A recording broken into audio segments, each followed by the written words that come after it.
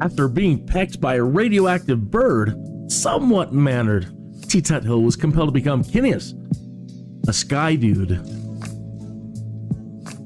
Bum, bum, bum, bum, bum, bum, bum, bum, bum, bum. Actually, this show is supposed to start 2 hours from now.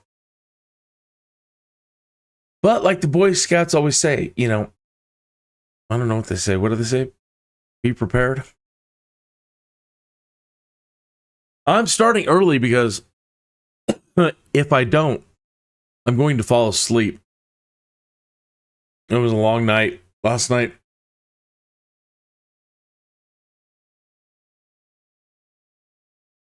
So I need to occupy my time, and thought I would go ahead and load it up and take a look around South Korea. Normally, once they take off, he just flies the flight plan, and we don't ever really get a chance to look at the area. And I'm using Bushtalk Radio. And so I get a bunch of audio tours, and there's some cool ones around here.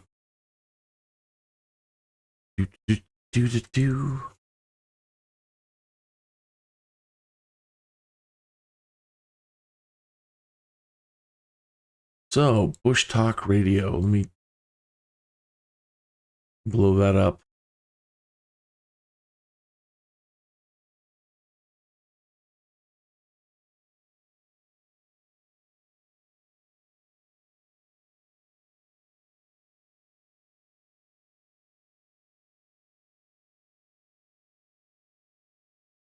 All right, so as you see,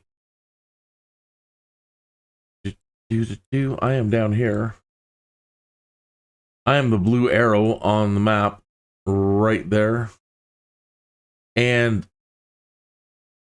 look at all these audio tours around me. 1, 2, 3, 4, 5, 6, 7, 8, 9, 10, 11, 12, 13, 14, 15, 16, 17, 18. Just like 21, 22, just right here. And I have no idea where the flight plan is going to take us yet.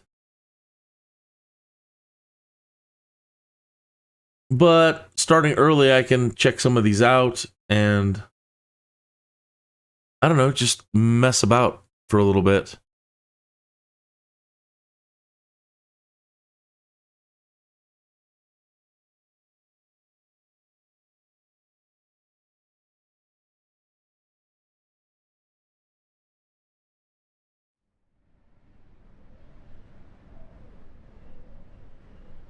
The 1st Combat Aviation Brigade. A lot of these there are a lot of city markers and point of interest markers here in South Korea.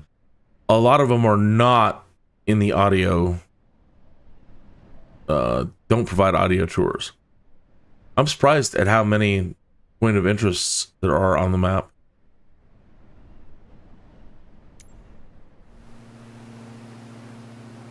So, like for example, back there, turning back around, right there on the corner, there is a sports stadium, the Seoul Sports Complex.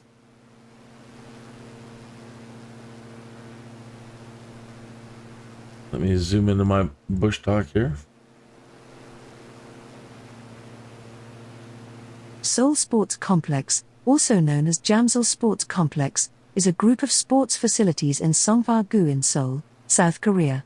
It was built for the 1986 Asian Games and 1988 Summer Olympics from December 1976 to September 1984. The complex is South Korea's largest integrated sports center, spanning an area of 402,816 meters squared. The complex consists of the Olympic Stadium, Auxiliary Stadium, Jamsil Arena, Jamsil Baseball Stadium, Jamsil Indoor Swimming Pool, Jamsil Inline Skating Rink, and the Sports Park. And I'm trying to get pointed that direction now and get back down to the ground.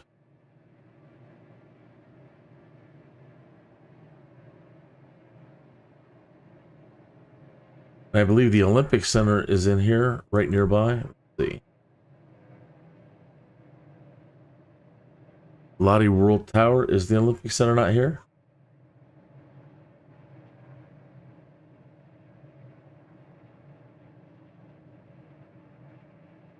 Olympic Park.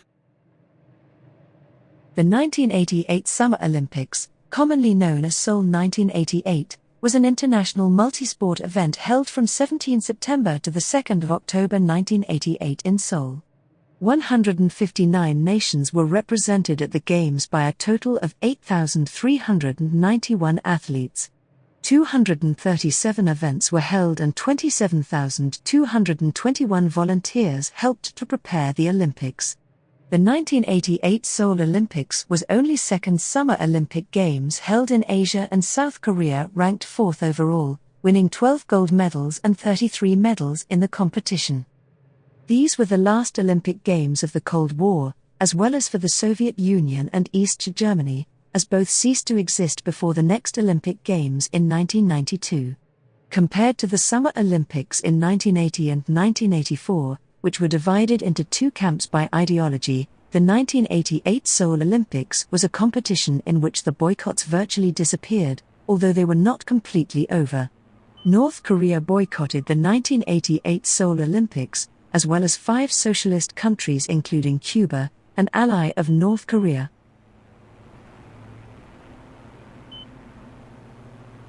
So this is the sport complex. That's some weird terrain, or the way it's wrapping that texture on it. Wild.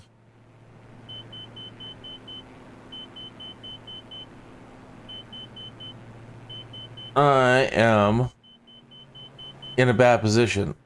Not enough power. And I want to keep the nose up. And I'm putting myself into like stall territory.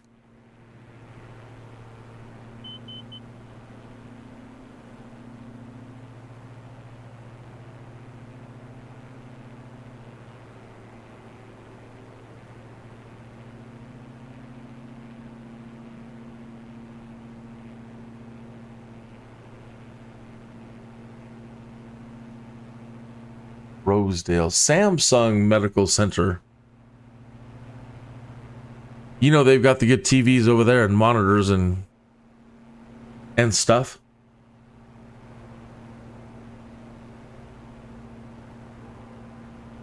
Where was that Olympic Park?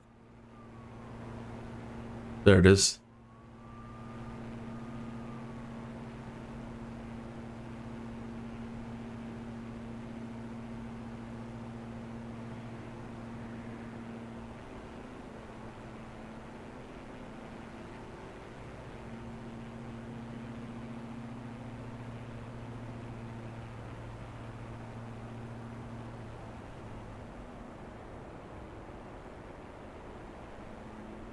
Wow, this is really nice.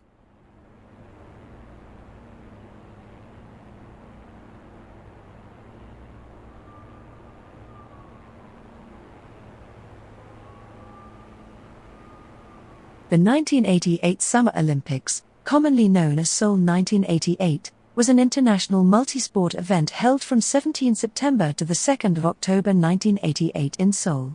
159 nations were represented at the Games by a total of 8,391 athletes. 237 events were held and 27,221 volunteers helped to prepare the Olympics. The 1988 Seoul Olympics was only second Summer Olympic Games held in Asia, and South Korea ranked 4th overall, winning 12 gold medals and 33 medals in the competition. These were the last Olympic Games of the Cold War, as well as for the Soviet Union and East Germany, as both ceased to exist before the next Olympic Games in 1992. Compared to the Summer Olympics in 1980 and 1984, which were divided into two camps by ideology, the 1988 Seoul Olympics was a competition in which the boycotts virtually disappeared, although they were not completely over. North Korea boycotted the 1988 Seoul Olympics, as well as 5 socialist countries including Cuba, an ally of North Korea.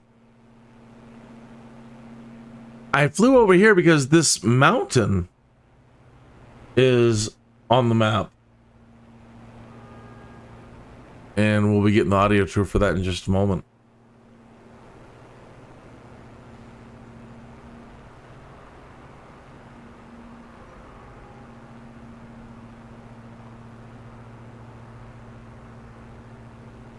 That's a lovely golf course down there. This is a good place to, if I wanted to break out the dice. Oh, turn a little bit back towards the mountain. We're close. You got to be within like a mile of the audio tour marker for it to kick off. Almost there. Oh boy.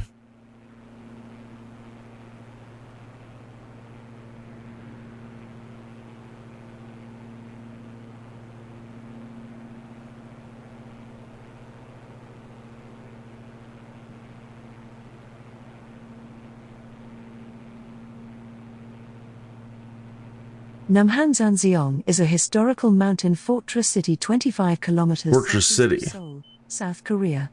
It sits approximately 480 meters above sea level and is aligned with the ridges of the mountain for maximum defensibility. The fortress, stretching 12 kilometers in length, protects a vast area used as an emergency capital city during the Joseon dynasty of Korea. The design is based on fortress architecture of East Asia, embodying aspects of four historical cultural styles: the Joseon of Korea, the Azuchi Momoyama period of Japan, and Ming and Qing China. It was extensively developed during the 16th to 18th centuries, a period of continuous warfare. The technical development of weaponry and armaments during this period, which saw the use of gunpowder imported from Europe, also greatly influenced the architecture and layout of the fortress. Namhansanseong portrays how the various theories of defense mechanisms in Korea were put to form by combining the everyday living environment with defense objectives. The fortress indicates how Buddhism played an influential role in protecting the state, and it became a symbol of sovereignty in Korea. It stands on the Namhansan, containing fortifications that date back to the 17th century and a number of temples. It can be accessed from Seoul through Namhansanseong Station of Seoul Subway Line 8. Namhansanseong.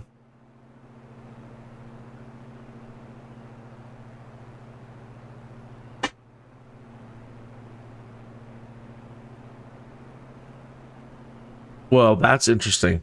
So I doubt we're getting the good photogrammetry on that, but that, the description of this 12-mile stretch up here along this ridge line, they're saying was this whole area was, a fortress area. Interesting. Let me see which direction to turn. After Namhansanseong, we need to turn all the way around. Coming down the other side of the hill, there's a small little airport, and then we go forward. So, going this way off the mountain and down the other side, there's a small airport over here, and then we go forward.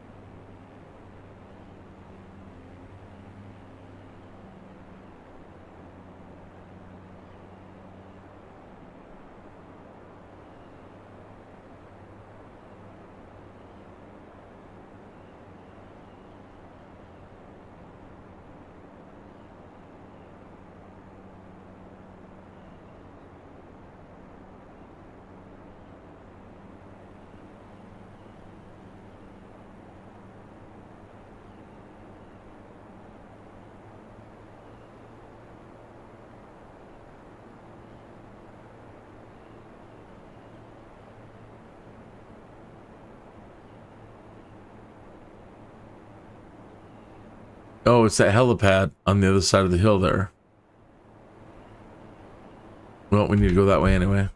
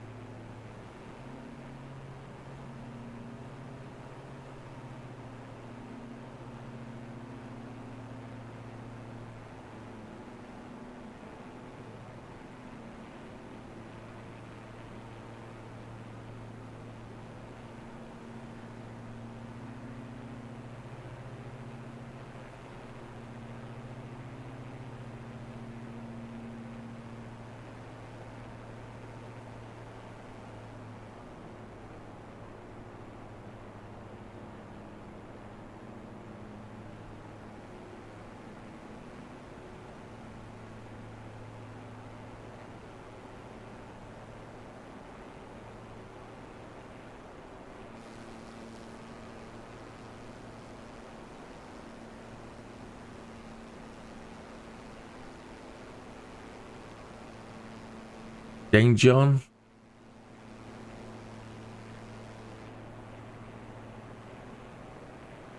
Wow. Very condensed.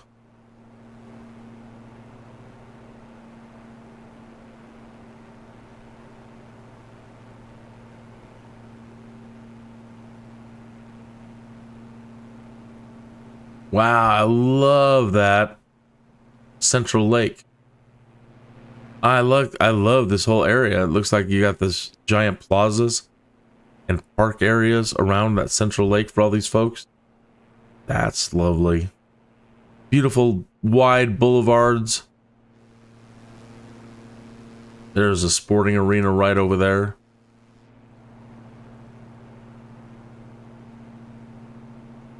Beautiful wide boulevards.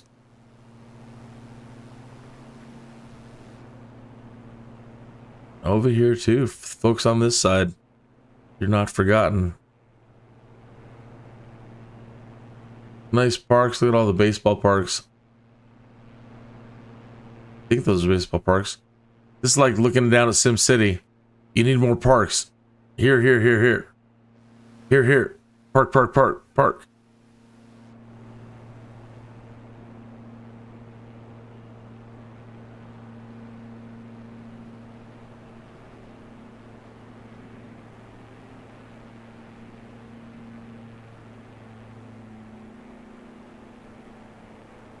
Royal Tomb of the Joseon Dynasty.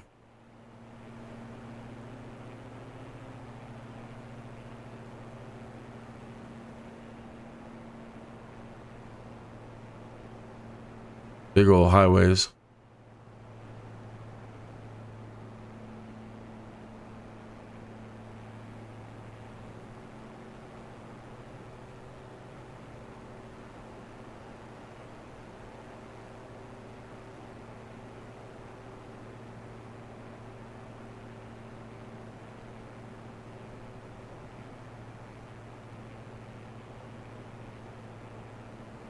Cool, that's exactly what we're going to get an audio tour for.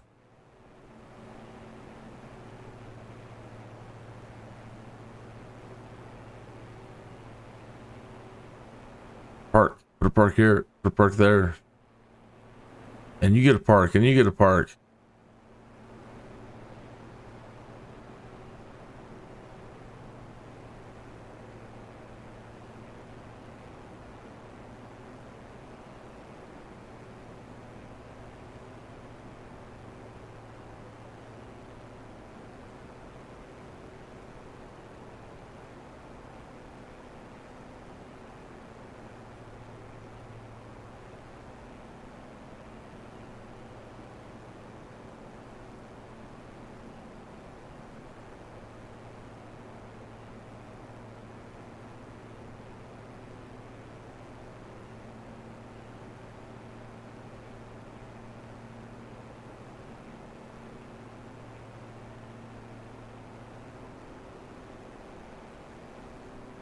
The tombs of the Joseon dynasty refer to Joseon? 40 tombs of members of the Korean Joseon dynasty. These tombs are scattered in over 18 locations across South Korea.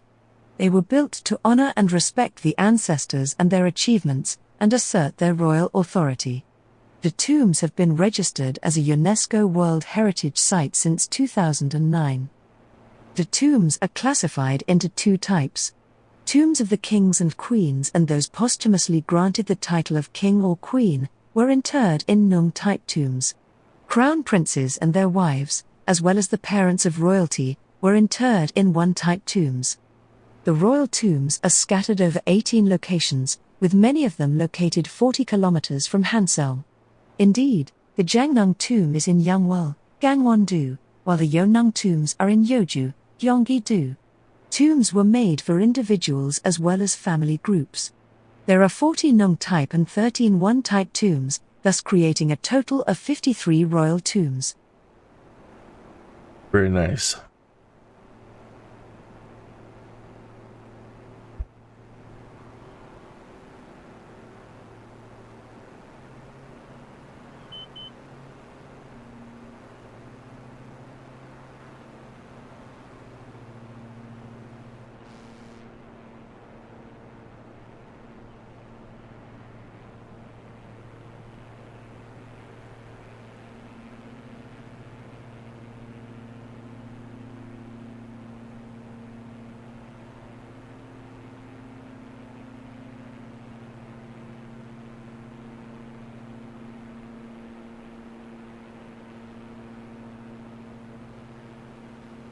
Fortress.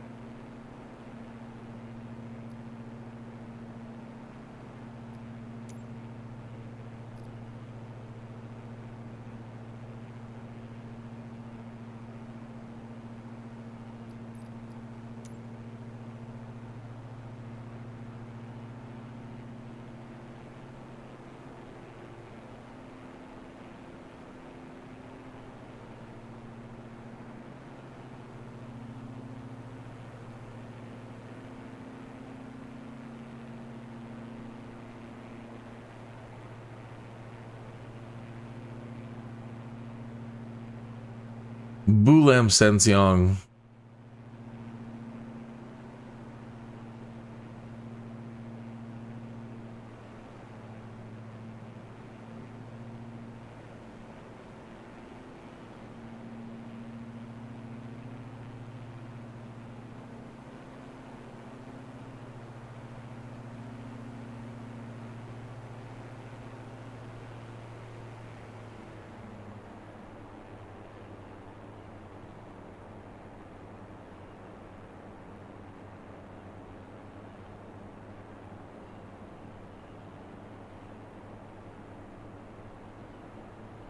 No, we're not going to get a readout for that. An audio for that one.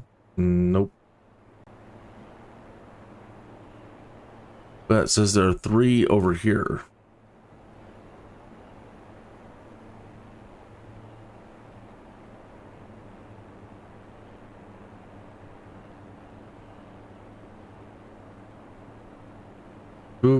Bukhansan National Park.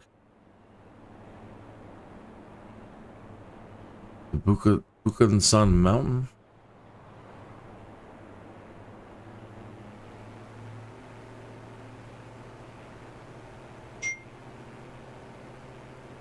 There it is, Bukhansan National Park. Bukhansan Mountain.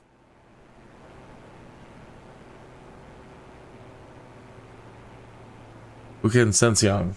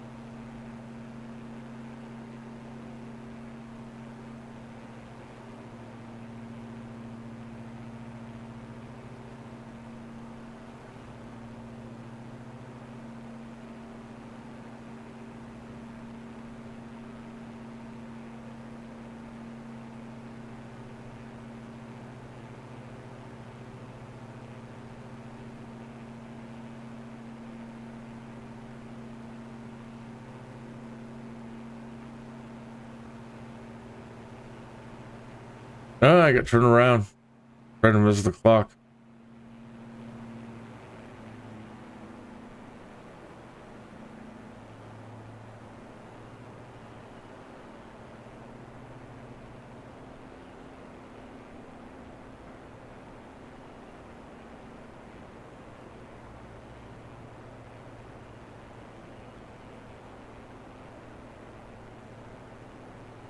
Toad Farm.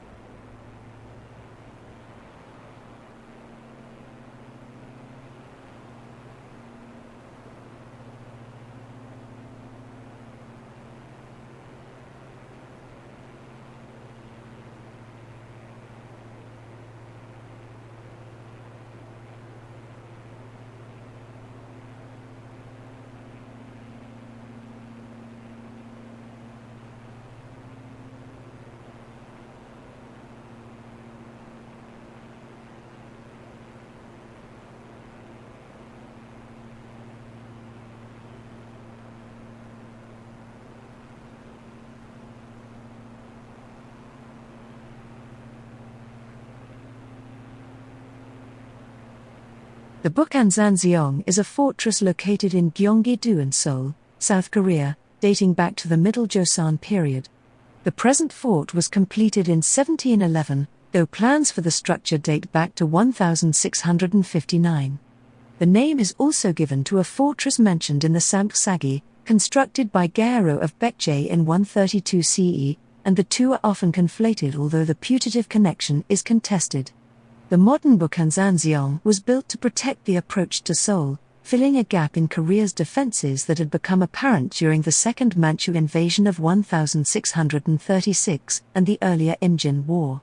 The Bukhansan was used as a royal retreat in emergencies and contains 120 rooms. It was first built in 132 CE by Gaero of Kingdom of Baekje. During Baekje era, this fortress was used for the defense of the capital when Baekje set up its capital at Wyereseong Fortress in Hanom. The current Bukhansan fortress was built in 1711 CE by King Sukjong of Joseon. After the Japanese invasions of Korea between 1592 and 1598 and Second Manchu invasion of Korea in 1636, fierce discussion broke out in the royal court about constructing fortress that can protect the kingdom against external threats. Although discussion about building new fortress began in 1451 CE during the era of King Munyeong of Joseon, actual construction of the Bukhansan fortress began on the 3rd of April, in 1711 during 37th year of King Sukjong of Joseon. The construction of Bukhansan fortress was relatively faster than discussion and planning period. 12.7 kilometers of fortress outer wall was built just in 6 months' time, finished in October of 1711. Hanggang, Korean for temporary palace, was built in May 1712, and Jongsongmun, which was built to protect inner fortress and essential facilities, such as Hanggang or Yeonghongsa, was finished in 1714. The total length of Bukhansan Fortress is 12.7 kilometers and total area of the fortress is 6.2 square kilometers. There were 6 great gates, 8 secret gates, 2 water gates, and 143 sentry posts. Wow, we can't see any of it. It's all obscured and there's really no computer generated stuff to indicate where that might be. That whole mountain range is a giant fortress. And right here, right below us, is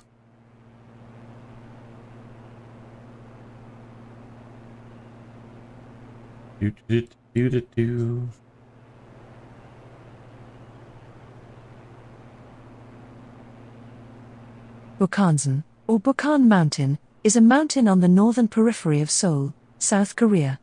There are 3 major peaks: Baegundae 836.5 meters, Insabong 810.5 meters, Manjeongdae 787.0 meters. Because of its height and the fact that it borders a considerable portion of the city, Bukhansan is a major landmark visible from most city districts. The name Bukhansan means mountain north of Han River, referring to the fact that it is the northern border of the city. During the Joseon era, the peaks marked the extreme northern boundary of Seoul. Bukhansan is the highest mountain within Seoul city boundaries. Apart from Bukhansan, there are 7 other mountains including Dobongsan and Shoroksan that are over 600 meters high within the city. Popular throughout the year, Bukhansan and Bukhansan National Park, which was formed in 1983, are renowned for birdwatching, hiking and rock climbing. Bukhansan attracts a large number of hikers, around 5 million per year.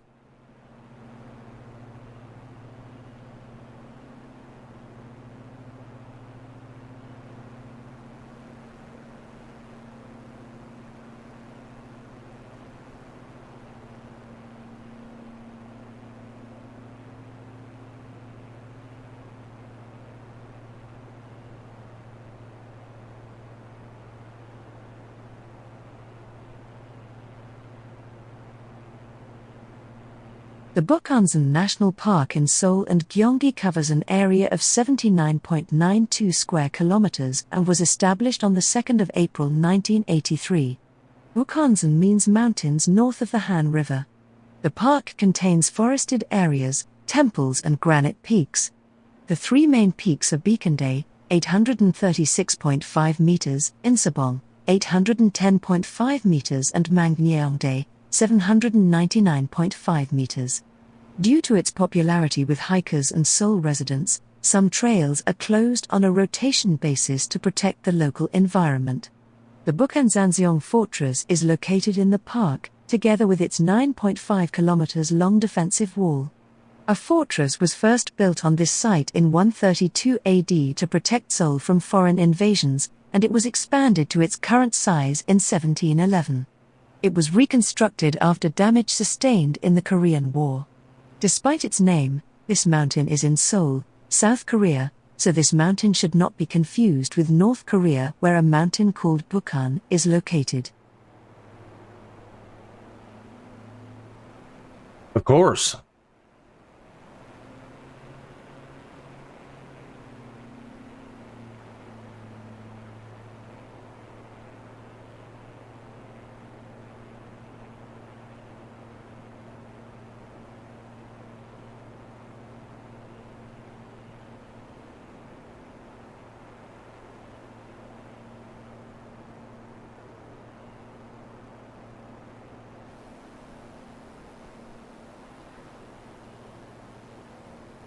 You can kind of make out some of the what are supposed to be the fortress structures up there.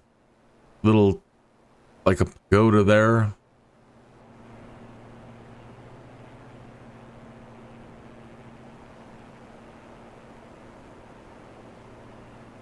So I wanted to start streaming early, and I should have announced it. But I needed something to do to occupy my time this morning. Or I'll sit down and I'll go to sleep.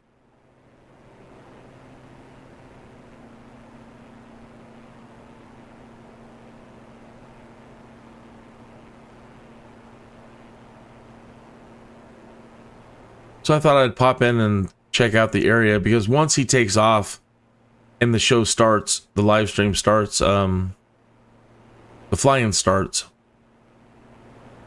there won't be any time to do any sightseeing. We just gotta stick with the leader and go.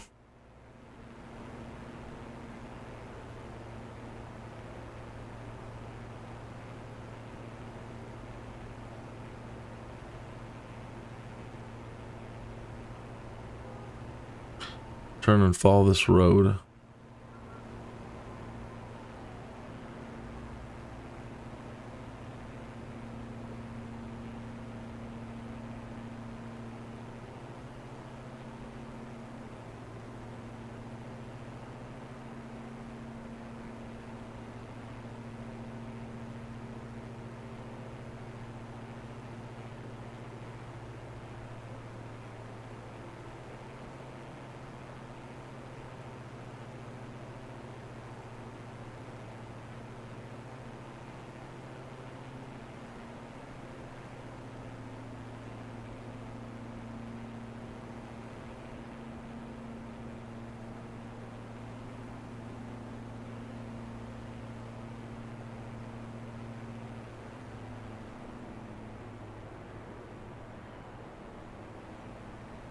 The Hyundai building.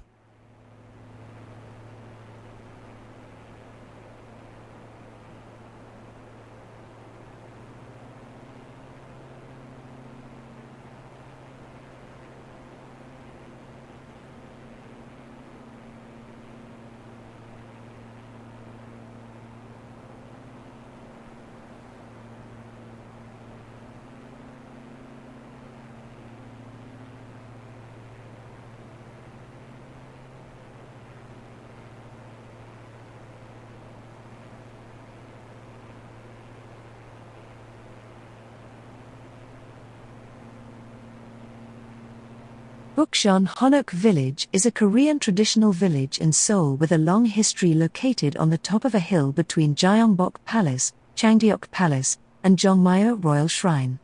The traditional village is composed of many alleys, Honok, and is preserved to show a 600-year-old urban environment.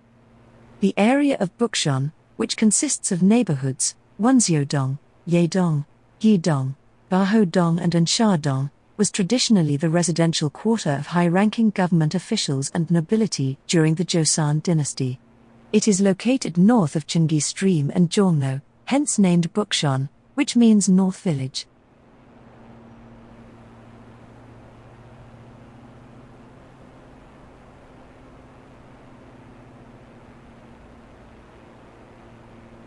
There are a couple others that are really close.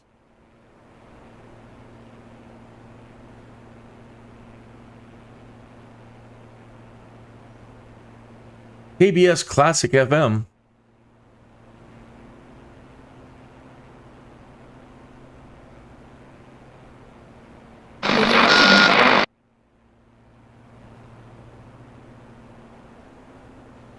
Really? I'm not going to get it?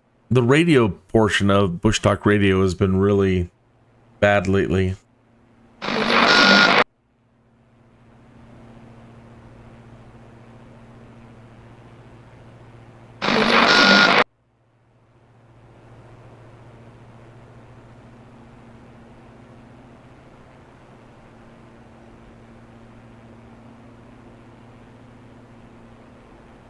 It says it's playing, but we don't get it. I'm not getting it.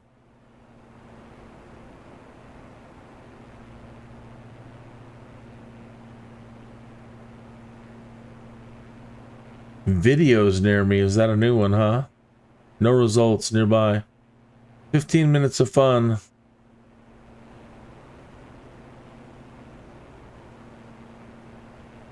How does that work? Uh-huh.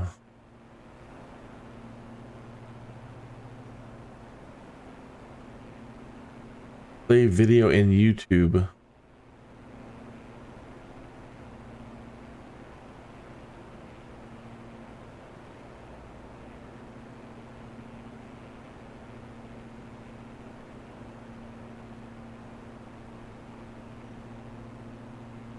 Bukchon Honok Village is a Korean traditional village in Seoul with a long we got history that one. located on the top of a hill between Gyeongbok Palace, Changdeok Palace, and Jongmyo Royal Shrine.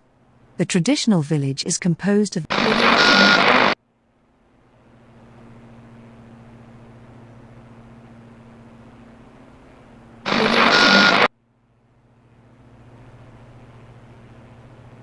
That's a shame. We can't get anything. We can't hear anything. It's too bad. Changdeokgung, also known as Changdeokgung Palace or Changdeok Palace, is set within a large park in Jongno-gu, Seoul, South Korea. It is one of the 5 grand palaces built by the kings of the Joseon dynasty. As it is located east of Gyeongbok Palace, Changdeokgung, along with Changgyeonggung, is also referred to as the East Palace. Changdeokgung was the most favored palace of many Joseon princes and retained many elements dating from the 3 kingdoms of Korea period that were not incorporated in the more contemporary Gyeongbokgung. One such element is the fact that the buildings of Changdeokgung blend with the natural topography of the site instead of imposing themselves upon it.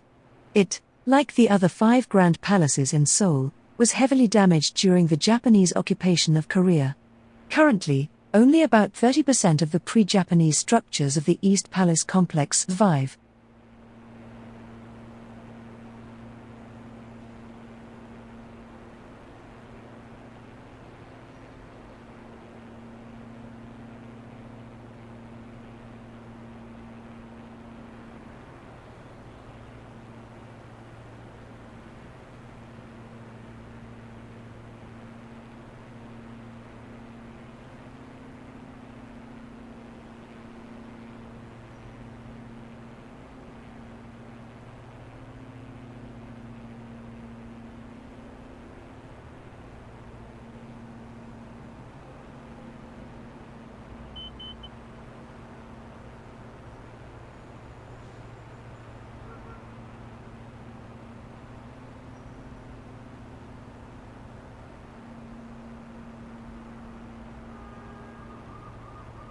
Gyeongbokgung, also known as Gyeongbokgung Palace or Gyeongbok Palace, was the main royal palace of the Joseon dynasty. Built in 1395, it is located in northern Seoul, South Korea. The largest of the 5 grand palaces built by the Joseon dynasty, Gyeongbokgung served as the home of kings of the Joseon dynasty, the king's households, as well as the government of Joseon. Gyeongbokgung continued to serve as the main palace of the Joseon dynasty until the premises were destroyed by fire during the Injin War and abandoned for 2 centuries. However, in the 19th century, all of the palace's 7,700 rooms were later restored under the leadership of Prince Regent Hengseon during the reign of King Gojong. Some 500 buildings were restored on a site of over 40 hectares. The architectural principles of ancient Korea were incorporated into the tradition and appearance of the Joseon royal court. In the early 20th century, much of the palace was systematically destroyed by Imperial Japan. Since then, the walled palace complex is gradually being restored to its original form. Today, the palace is arguably regarded as being the most beautiful and grand.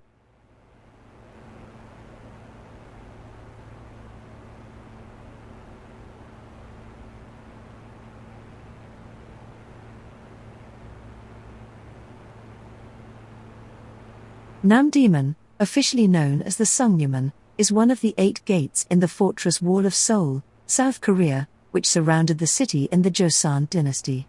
It is located in Yonggu between Seoul Station and Seoul Plaza, with the historic 24-hour Namdaemun market next to the gate.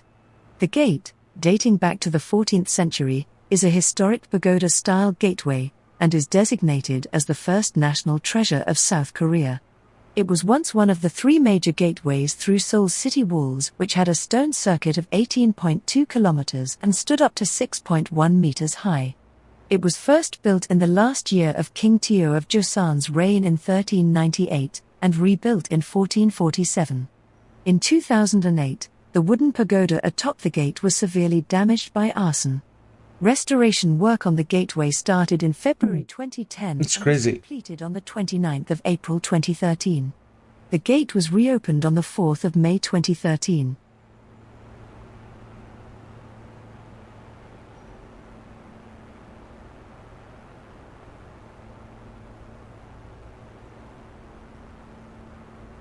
Yonsei University up ahead.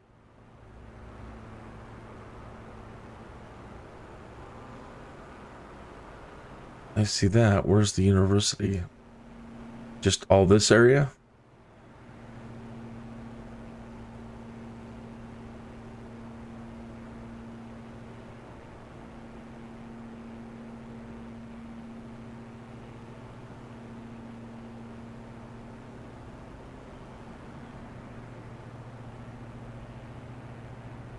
It says back over here. Yeah, okay.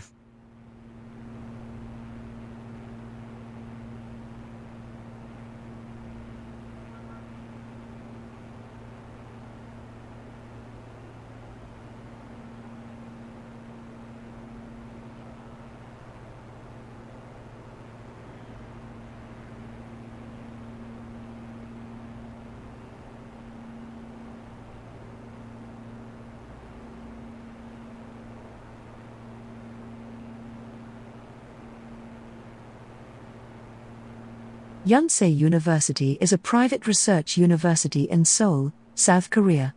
As a member of the SKY universities, Yonsei University is deemed as one of the 3 most prestigious institutions in the country. It is particularly respected in the studies of medicine and business administration. The student body consists of 26,731 undergraduate students, 11,994 graduate students, 4,518 faculty members, 6,788 staff, and 257,931 alumni. Yonsei operates its main campus in Seoul and offers graduate, postgraduate and doctoral programs in Korean and English. The university was established in January 1957 through the union of Yonsei College and Severance Union Medical College. This was a result of lasting bilateral cooperation between the colleges that began in the 1920s. The institutions were the first of their kinds in Korea. Yonsei College was one of the first modern colleges, founded as Chosen Christian College in March 1915. Severance has its roots in the first modern medical center in Korea, Hwangyewan, founded in April 1885.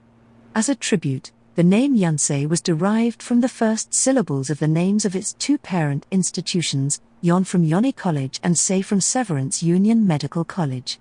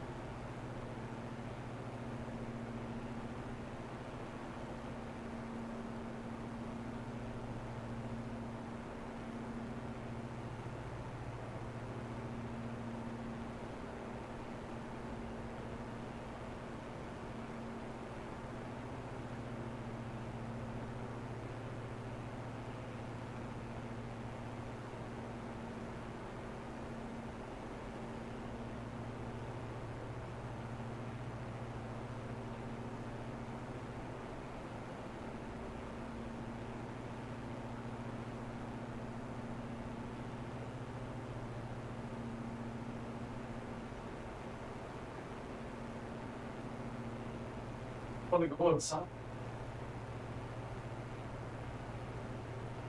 Come on.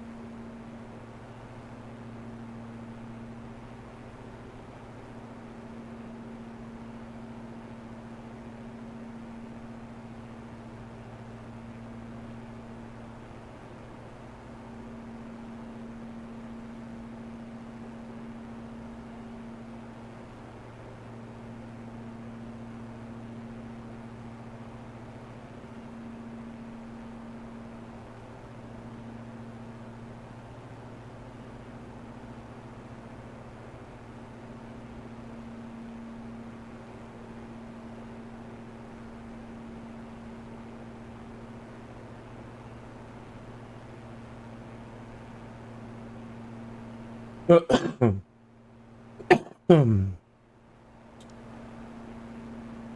dun, dun, dun, dun.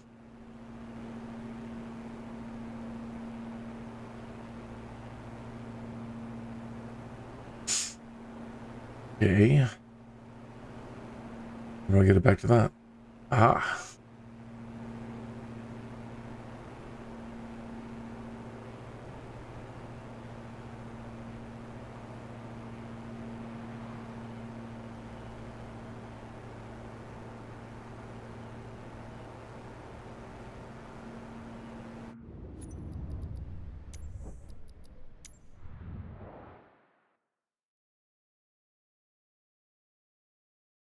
So people usually do come in early, so it gives me an opportunity to see if things are working. If I can see anybody else.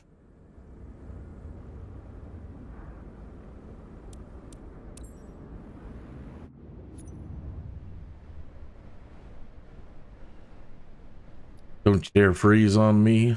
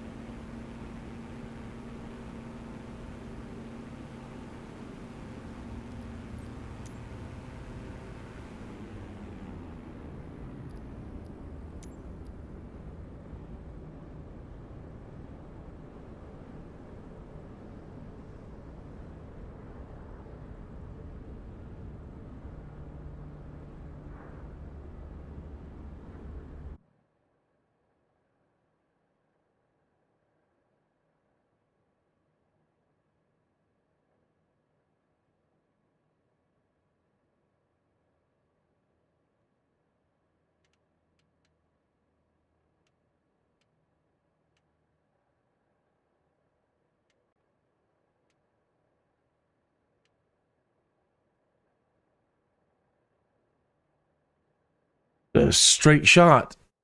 No messing around, huh?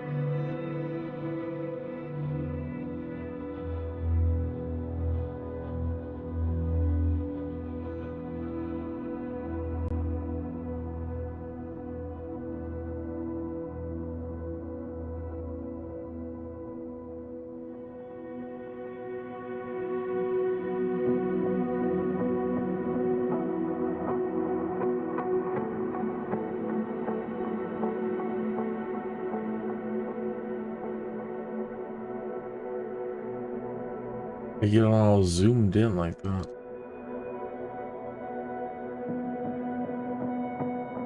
What?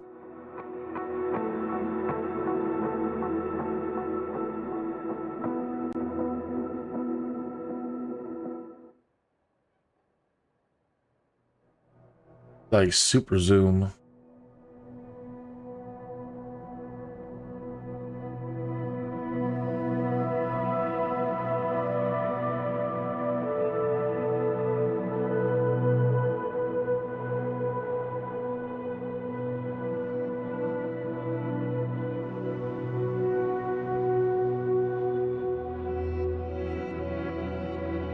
Ah, there we go. Aha.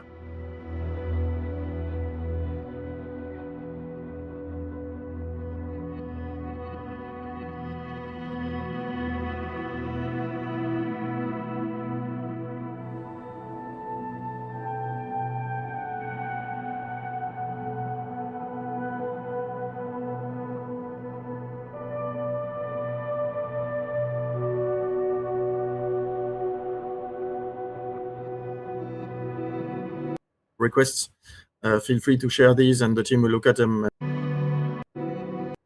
Absolutely. I am the Senior Community Manager for Microsoft Flight Simulator, hosting today's stream. We do look forward to answering many of your questions this morning. Before we get started, I already see a lot of people in chat doing this, but let me know what country you're tuning in from. It's really fun to see how globally diverse our audience is. While you do that, I'll just go ahead and introduce today's panel. I'd like to welcome back Jorg Newman. Jane, I love her voice. Hey Jorg, how are you today?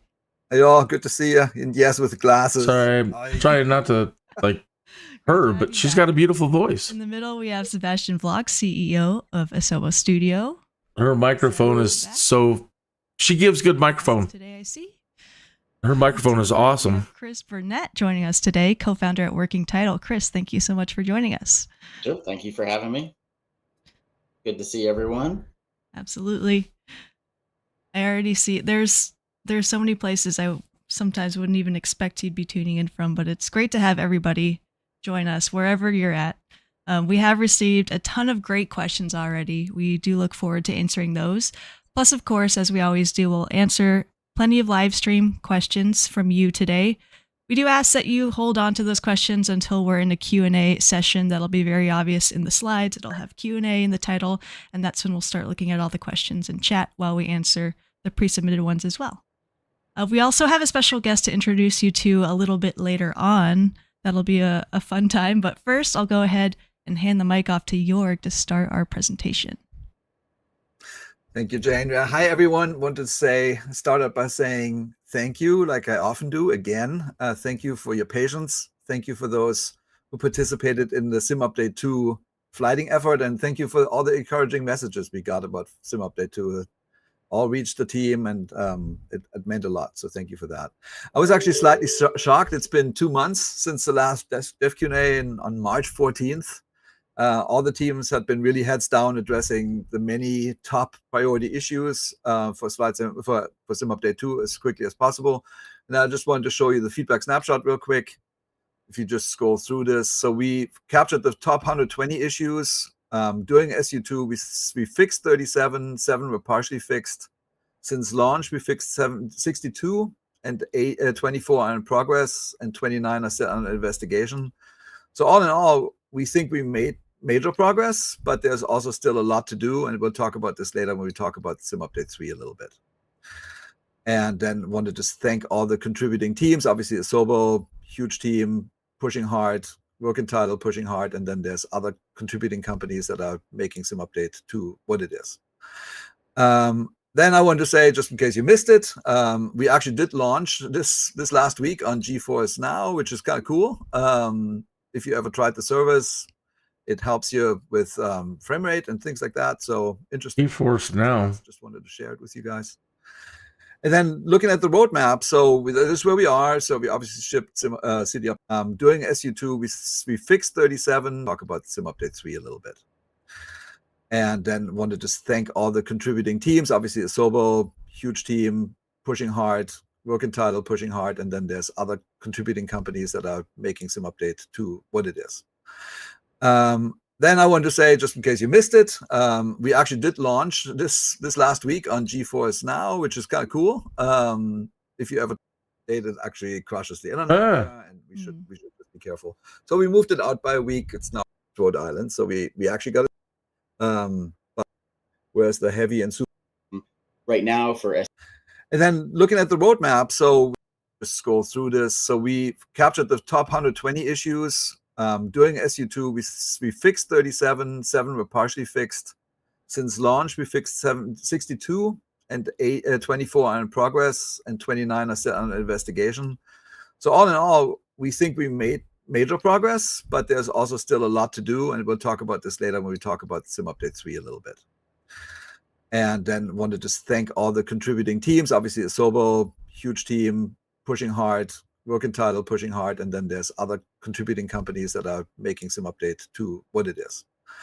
Then I want to say 4,000 players, GeForce Now. 4,000 players, 11, so just stats. 11,000 hours of gameplay, average session length 64 minutes. Top 50 game on GFN for all users, top 20 paid game for GFN paid users. Top countries in order: USA, Germany, France, UK, Turkey. Top platforms users playing on in order: Windows, Mac, TV, Android. Wow, Xbox doesn't even show up there. Average user system playing: Win 10, less than 16 gigs of system memory. Intel Core i5 2.4, Intel UHD 1920 by 1080. Okay, so stats. Just in case you missed it, we actually did launch this last week on GeForce Now, which is kind of cool. Yeah, so I talked to the team. Any plans to revert to pre-SU1 lighting exposure the settings? Final Sim Update 2 release. It should be all fixed. So that's what they told me, and I would say if that's the case, then cool. If there's still something which is not quite correct, please add more info. They also told me that the thread didn't have any new posts or questions since the very last version of the Sim Update 2 build was made. So they think it's all good. But if there's still something which is not all right, don't hesitate posting and giving us more info, and we'll look into it again. But so far, what the team said is all good. Should be done. Should be fixed. Yeah, thank you, Seb. We'll definitely look out in the forums if anybody wants to post any further feedback on that. Second question, might we see multiplayer liveries make a return in Sim Update 2? It was an awesome feature in 2020 that we would love to see come back in the new Sim. Yeah, so I can talk a little bit about this one, and we have some further discussion on sort of AI traffic livery and model matching and so forth a little bit later in the conversation. But the answer is yes. We've got this as a work item right now for SU3. There's already been some fixes put in for this, specifically for the non-modular 2020 aircraft compatibility with multiplayer. And the teams, both the Asobo team and the working title teams, are working on the modular 2024 aircraft liveries as well for multiplayer. So you should look for that in the SU3 beta. And just like Seb said, if there are still issues popping up, give us that feedback during the beta period, and we'll try to make sure we get that fixed for SU3. Awesome. Thanks, Chris. All right, in our general section, loving the sim, but the setup of peripherals is still a major pain point for me. Are there any plans to improve or simplify this process? Yeah, so I discussed with the design team, and they said that in Sim Update 2 there was already 28 improvements on this peripheral setup page, and there are still 10 more planned for Sim Update 3. And yeah, same thing. After that, if there's more feedback or ideas or requests, feel free to share these, and the team will look at them and try to implement or fix them as soon as they can. And so yeah, 10 more coming in some update 3 on this issue. Thanks, Seb. We'll take a question from chat. This user says, I see SU2 marked VRAM usage as solved, but there are many new posts about this. Could we expect some more work on VRAM usage improvement, or is that it? No, so I think probably in the last Q&A we said that SimUpdate 2 would have some fixes. I think it was around a gigabyte in some situations, but it was definitely not all fixes. The team is working on further improvements and optimizations on that side. It was just the first step on the VRAM optimizations with SimUpdate 2. Okay, thank you. When can we expect to be able to download content locally? I know this was asked before the SimUpdate 3 beta comes out, so I think people might know the answer to this one now. Yeah. Yeah, so it's so I mean, for those who are beta testing, and thank you very much for doing this, and you may have noticed that it's now available in SimUpdate 3. And once this has been tested, it's going to be released with SimUpdate 3. If you want to have it or try it out early, you can enroll in the beta program. And yeah, plan for SimUpdate 3. Perfect.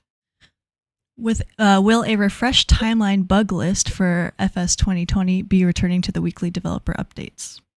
Yes, I will do that. I'll try it. I might try it for, well, it's tomorrow, right? How about next week? I'll do it next week. Okay, thanks, Yori. What are your focus areas for SimUpdate 3? Yeah, so right now on the Asobo side, we're still very much focused on bug fixing. It's our primary focus. There was some big requests like the download local install feature and a lot of optimizations such as VRAM or other optimizations in many areas. But number one is still bug fixing. Okay. Wait, Chris? Yeah, I mean, I think my answer is pretty similar.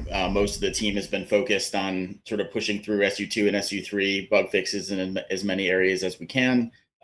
We've got updates to aircraft and avionics for SU3 again, but also a ton of work on areas like ATC, live traffic, model matching, livery matching, and those kind of areas as well. So there's a lot of work going on there in addition. So yeah, those are our big focus areas for SU3. Yeah, and then the other teams that I represent here, like so for example, iBuilds has been working hard to make their planes career compatible. So there's a lot of questions here in the chat about where's the heavy and super heavy transport missions. We have confidence that this will happen for SimUpdate 3. It's not quite in the beta yet, but progress is being made. And with that will come things like the C-17. So all the airplane creators are working super hard to get their planes clean based on all the feedback that they're getting. And I just want to highlight, because there was a question last time, I think Hype has found a solution to go make forward progress on the 225, which is great. And thank you, Stephen, for chatting with me about this the other day. And then Gaia, yeah, they've been optimizing airports, and they're currently working on POIs. And then right after that, we'll do another pass at ships. And outside of that, they started to work on future world updates. But yeah, tons of stuff, tons of things will come in SU3. Great. A question in chat: are there also going to be further improvements to VR in SU3?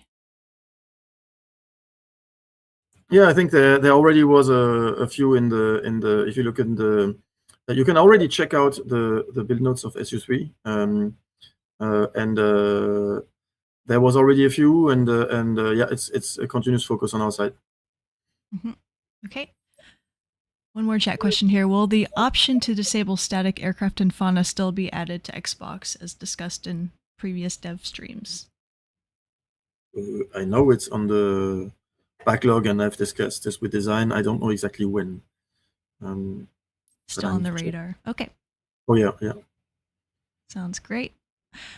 All right, next question. Can you share some analysis based on telemetry data? For example, usage of 2020 versus 2024, the change in stability of 24 since launch, usage between platforms? So I'm not allowed to share actual telemetry data, but I can tell you the stories. I mean, basically, obviously, 2024 had a massive influx of new users at launch that has since then subsided. These are typically non-simmers that are checking out the new releases because it looks awesome. Where we are right now is there are more people playing 2024 than 2020, but there's a fair number of you playing 2020, of course, still, and that's cool. But the other question was about stability since launch. I mean, we track stability on a weekly basis, and stability is getting better. I mean, that's obviously one of the main purposes of the sim updates. So I don't have specific stats. I think we're sort of in the 90% range right now. Depends on the platform. But yeah, hopefully that's useful. Okay. Thank you. Since you guys seem to enjoy your time at This does Oshkosh, not do you think seem we'll like the ever right get place. Custom scenery from the dev team. Thank you for your time and answers. Hope to meet you guys at Well, Oshkosh. I was surprised by that because I thought we had a photogrammetry of Oshkosh, but I think what you're asking for is the actual airport, which I think that's a good idea. And we're not going to Oshkosh this year, which kind of bums me out. But we are thinking about going next year. So how about I make a deal with you? We'll do something next year, like Oshkosh. Nice. Yeah, it'd be cool to get the circles on the airport. That'd be fun to do the approach. All right. Will we see Microsoft at Flight Sim Expo 2025? So that's another one. So we've been to the expo twice, in Houston and in Vegas, and we loved it. I remember Seb and I had a great time, and the team did too when we were on the show floor. The passion, the optimism of the people that go to that event is really infectious, and we always come back energized, quite frankly. It's really wonderful. But this year we are really, and I mean that 100% committed to pushing as hard as we can to address all your feedback in 2024. So we are skipping the show.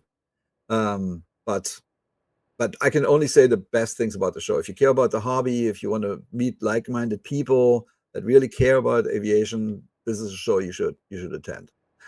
And we can't be there, but if you go to the next slide, we'll be there sort of virtually. Oh yeah, this is a slide from Evan. I think they're doing a great job actually with the show. So please go if you're sort of on the fence. This is something we should support as a hobby. Next slide. So we oftentimes try to do something when we go to the show and to have some goodies. And in this case, City Update 11 will launch on the day of the show, so the 27th. And this is, in fact, Providence, Rhode Island. So we actually got it scanned this year just for the show. And we will add a bunch of other cities in the Northeast. The reason why I didn't put the full list here is because right now it's way too many.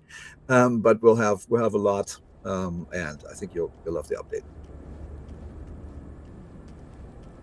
And now what that? Yeah. Also, so we had this. I had this idea. It's like, oh, it's the expo. Let's launch all kinds of stuff, sim updates for flights in 2020 and 2024, and a city update. And then I talked to both the team that said, "York, really doing 3 things on the same day is not a good idea."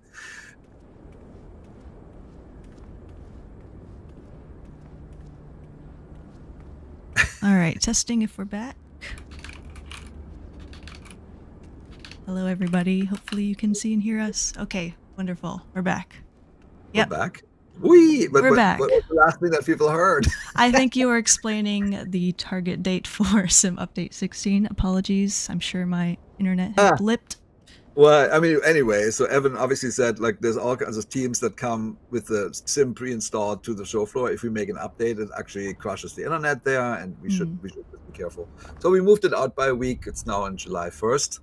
And then I was saying, Seb and I in the past have said we're going to do at least one big sim update for 2020, and that we're committed to that. And this is the first one since last September. And talking you through the specifics is our special guest.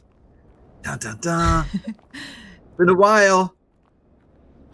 Lionel is here. You might remember him from holding the globe, and we launched 2020. So it's ahead of him. Welcome, Lionel. Thank you for joining us. Hey, hello, everyone. Happy to be here. And thank you, York, for the introduction. So we'll be talking a little bit about Sim Update 16. as Jörg explained, we made some changes to Sim Update 16. So I will go quickly through the list. We're updating the GDK, which is the game development kit, what we use to build the game for PC and for Xbox. And the reason we are doing this update is mainly because it brings some improvements when it comes to memory management. So in particular on Xbox Series S, we will have some more memory available for the title, which will make it so that it will improve its stability. Then the switch to libcurl and xcurl is mostly an internal thing in terms of how we communicate with HTTP. The memory swapping is an improvement we made on Flight Sim 2024 when it comes to memory management on Xbox as well, that we are backporting to Flight Sim 2020. Mouse keyboard support for xCloud is something we had running for a while, and that we can finally finish. And the backport support for TIN and ZSTD formats are linked to what we'll be talking about afterwards, which is the switch to new URLs, DEM, and world data in general for Flight Sim 2024. I will let Chris talk a bit about the working title part. Sure. Yeah. So we've got a number of fixes and improvements to avionics, a couple of aircraft that are generally things that are already in 2024 that we're pulling back into 2020 to make sure that there's parity there. So we've got big updates for the Epic 2 and the UNS. Those were both launched after AAU3 last year, and so these have kind of the biggest updates. But there's also updates to the other avionics packages, the Garmins as well as the WT21. Some fixes we brought back on the Boeing avionics, and then there are a few nav data items. There's a Magvar update as well as some improvements that you can look at in the changelog if you want some more detail. But general improvements across the board there. Yeah, thanks, Chris. All right, back to you, Lionel. Yeah. I wanted to talk in particular when it comes to the changes we are making for what we call the world data alignment between Flight Sim 2020 and Flight Sim 2024, where we want to have a more unified world. So what we will do is we'll update the data in Flight Sim 2020 to use the same as Flight Sim 2024, and we are backporting the changes needed to support some new formats in some cases. So it's coming with Sim Update 16, already available in flighting, and we count on the flighting to help highlight any needed adjustments to POIs or reports or anything that would be affected by the changes in data. So what will change here? So the aerial images will get updated. The DEM, Digital Aviation Map, so will also be updated, and we will be using the new lossless compression scheme that we are using for Flight Sim 2024. That will fix some issues, in particular in mountainous areas due to compression. We're updating the vector data for roads, building footprints, and water bodies. And the generic airports data will get updated also. So we are automatically adjusting it to the new aerial images. The TIN city photogrammetry data, it's already the same between both sims, so we are not changing those. And the countries, except for the notable exception of the countryside one, where for things like Grand Canyon or Glacier National Park, we'll not port those to Flight Sim 2020. Because it's too many changes. So what will not be updated? So we are not backporting all of the work that we've made for more than a year on Flight Sim 2024 technical systems for rendering the world better. So like you will not get the 3D trees, seasons and snow, ground details, crop fields and cliff mapping, and photometric rendering. Yes, this is like a lot of work that has been made for Flight Sim 2024. So I wanted to show some examples of what this would look like. So this is an example in the US. So this is what it looks like in AAU3. And I wanted to highlight some examples in the image. So like here, for example, we can have the case of wrongly flagged data for river. It usually happens when we have water that is underground. It can sometimes appear flagged, and we display it anyway. And another case here is for trees, where the new trees mask is the one from Flight Team 2024, which is derived from our ground surface type analysis, which is machine learning based. So it's more precise than the one we had in Flight Team 2020. So next we can see what it looks like after the update. So this is what it looks like in Sim Update 16, where we can see that the trees mask is more precise and the wrong river is not present anymore. So thank you, Jane, for switching between both so we can see the difference. And the other example I wanted to show was an example in Spain. Jane, please. Nope. Yes. Thank you. So can you go to the next slide? So we can. Thank you. We can see an example here where the trees are wrongly detected, and so this is from Flight Sim 2020 in a screenshot from AAU3.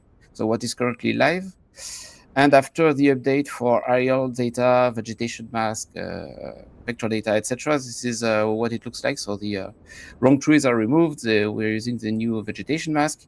The aerials are more up to date.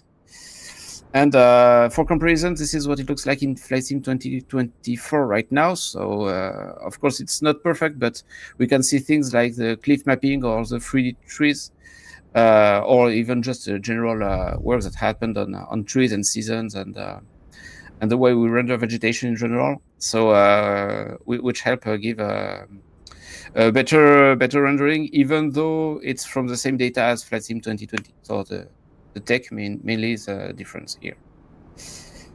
So that's it for me, I think. Awesome. Thank you, Lena. This is great work. I mean, I'm I care about our digital twin, and it's wonderful that you bring this back to 2020. So yay. Yeah. Thank you so much for sharing that and for joining us on stream. And looks like Chad says great work, Lionel and team. Thank you so much. Yeah. Thank you very much for having me. Yeah. Take care. Bye. All right. Next for you, Jorg. Yeah, I said we heard you. So we're actually making a slight adjustment to the Microsoft Flight. You always called it Microsoft Flight Simulator 2020. We didn't. And now that 2024 is out, we actually get feedback from consumers saying, hey, we're confused. So I think it's next week or something. We're going to make a little in bracket. You'll just see it in some stores and stuff. Like Microsoft Flight Simulator is now going to be Microsoft Flight Simulator brackets 2020. So just an FYI. It's not a big deal. All right. Okay. Our next Q&A session, chat, feel free to ask some questions and we'll go over some of them. Our categories right now are aircraft, ATC, career, and activities. So if you have any questions in those areas, feel free to ask.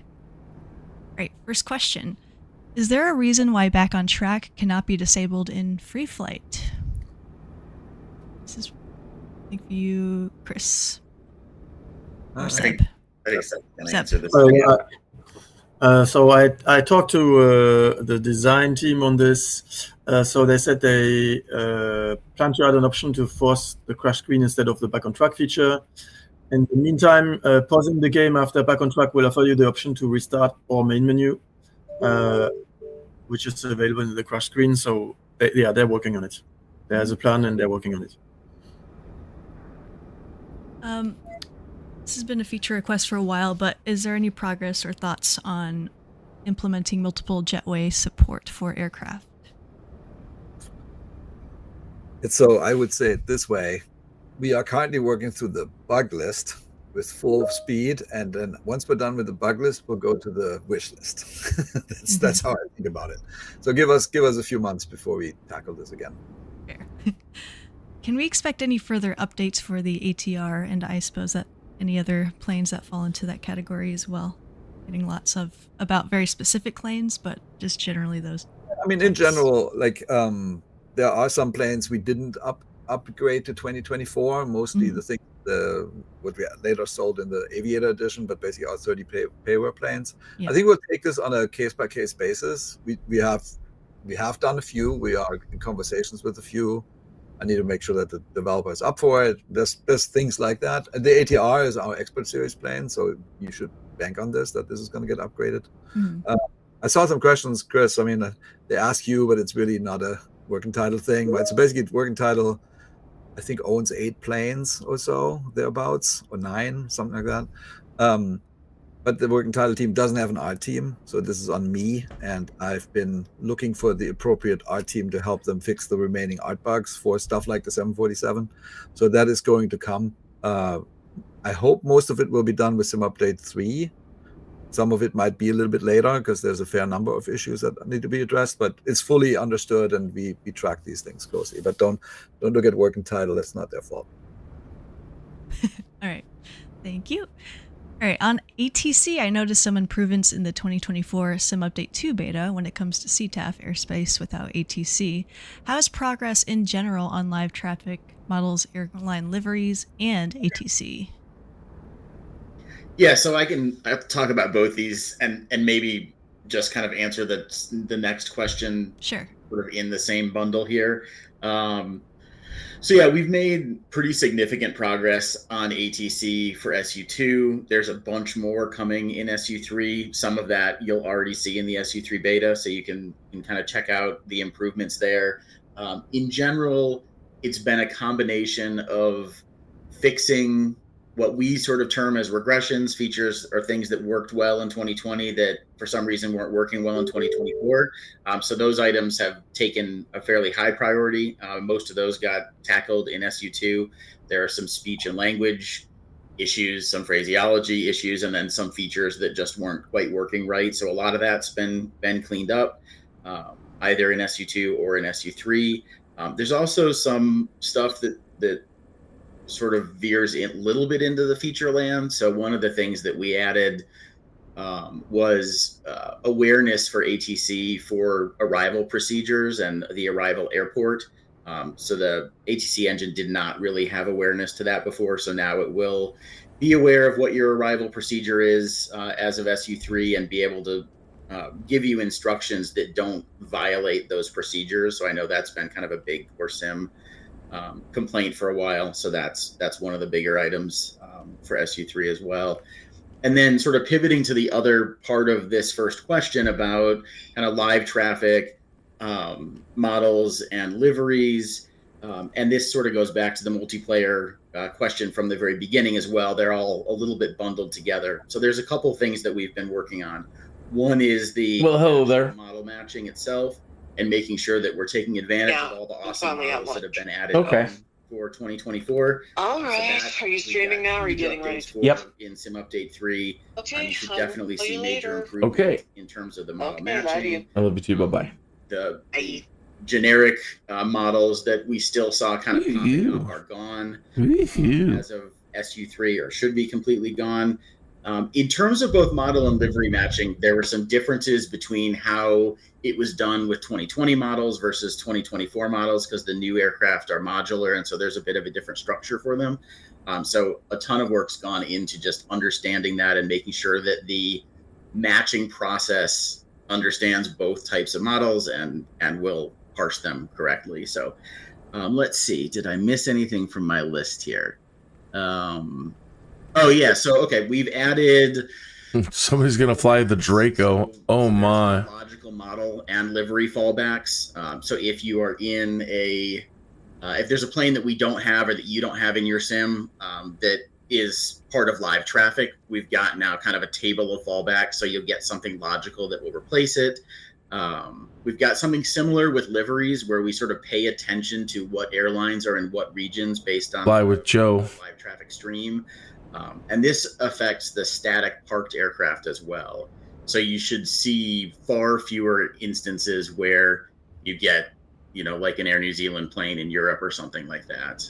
So that also should be mostly addressed. And let's see. Okay, there's also some work on the actual behavior of the AI or live traffic, particularly on the ground at the airport. So there were some just bugs with that behavior that got fixed. I wish somebody would ask, when are we going to be able to use all of the planes in career mode? Spinning at gates or on taxiways, improved behavior of how planes kind of enter and exit runways, and let me make sure that I got everything. I guess the last point I would make there is one of the kind of unexpected benefits or side effects of these changes is we're seeing better perf, I think including in VRAM, but certainly in terms of just kind of loading times at big airports, both when you spawn into them as well as when you're approaching them. So that was kind of a cool byproduct that we saw there too. So, and then the last part of the question, which is, I guess, is really the next question. I would say we're incrementally improving, right? We're sort of iterating through, first trying to fix regressions, then trying to fix kind of long-standing issues. So we definitely have been full speed ahead on these fixes through SU2 and SU3, and there is more stuff on our list to do for SU4. We have to kind of come back after SU3, assess where we are, like Jorg said, look at wish list versus bug items and just try to figure out where do we go from here. But yeah, I think we're taking an incremental approach to kind of make sure we get these things addressed. So I think that's the totality of what I have to say on that subject. Perfect. Sorry for the monologue. All good. We love it. We love it. There's ATC question in chat. Is there also regional differences taken into account when it comes to phraseology, like US versus EU airspaces? No, I mean, I would sort of point to what I just said about kind of how we're approaching this. Regional differences is definitely something that would be cool to do, but it's also definitely like a new feature request and something that I think we would consider as part of that wish list to do in the future. So definitely something we've talked about internally a lot. What are the differences for the common regions like Europe and the US, but also in sort of less common regions, and how might we do that? So we've had some technical conversations about it, but there's no definitive plan on how we would implement that right now. Okay, cool. Thank you so much, Chris. Last question here. Are there plans to reintroduce an AI pilot, AI control of the aircraft by a co-pilot? Good question. For those who need it. Yes, and the team is working on it right now. Good. It's work in progress. Exciting. Good. What about using other planes? Moving on to career and activities. Career. What additional career mode features are being considered? Yeah, I mean, all kinds. But the good news about the career is that it exceeded our expectations. Like, a lot more people are playing career. We always thought like maybe a third of people are playing career and 70% play free flight. It's not been true. Korea is actually just almost exactly even with free flight. So we talk a lot about what can we do. There's obviously some aircraft types that are not yet supported, like fixed wing firefighters that are just tanked up instead of filling the tank. Helicopters do firefighting, et cetera, et cetera, et cetera. There's lots of these types of things. I mean, I would say it to you this way: it would be really great to get feedback via the feedback snapshot from you guys, because we are paying attention to it. So it's in some ways vote. What you want to see. Well, I want all the planes. I want to use my Skyvan. Dang it! Definitely there to keep going and make more. Mm-hmm. Thanks, I want to use my Skyvan, and I want to use the Archer. Will you continue to keep career progress separate? The Archer and the Joby for future betas. Yes, it's separate. What's been the advantage of doing that you've seen just even from the last beta? Well, it doesn't. If something doesn't go right, it prevents people from ruining their progress. So I mean, it's a beta, right? So it's good to have it in its own environment. So feedback has been positive, so we'll keep doing it. Okay. Can you share with us why bush planes, one of the much used and liked features in 2020, is still not included in 2024? Do you have a definite answer when this will be back? Bush trips. So honestly, there were bugs in 2020, as you probably know, and we heard a lot about this, and we just did not have time to go fix those for launch. So this is something we might try something for Sim Update 4, but I wouldn't be surprised if it takes to Sim Update 5. But we like bush trips too, so it'll come back. It's just a question of when. Yep. When can we expect to start seeing third-party aircraft or missions in the career mode?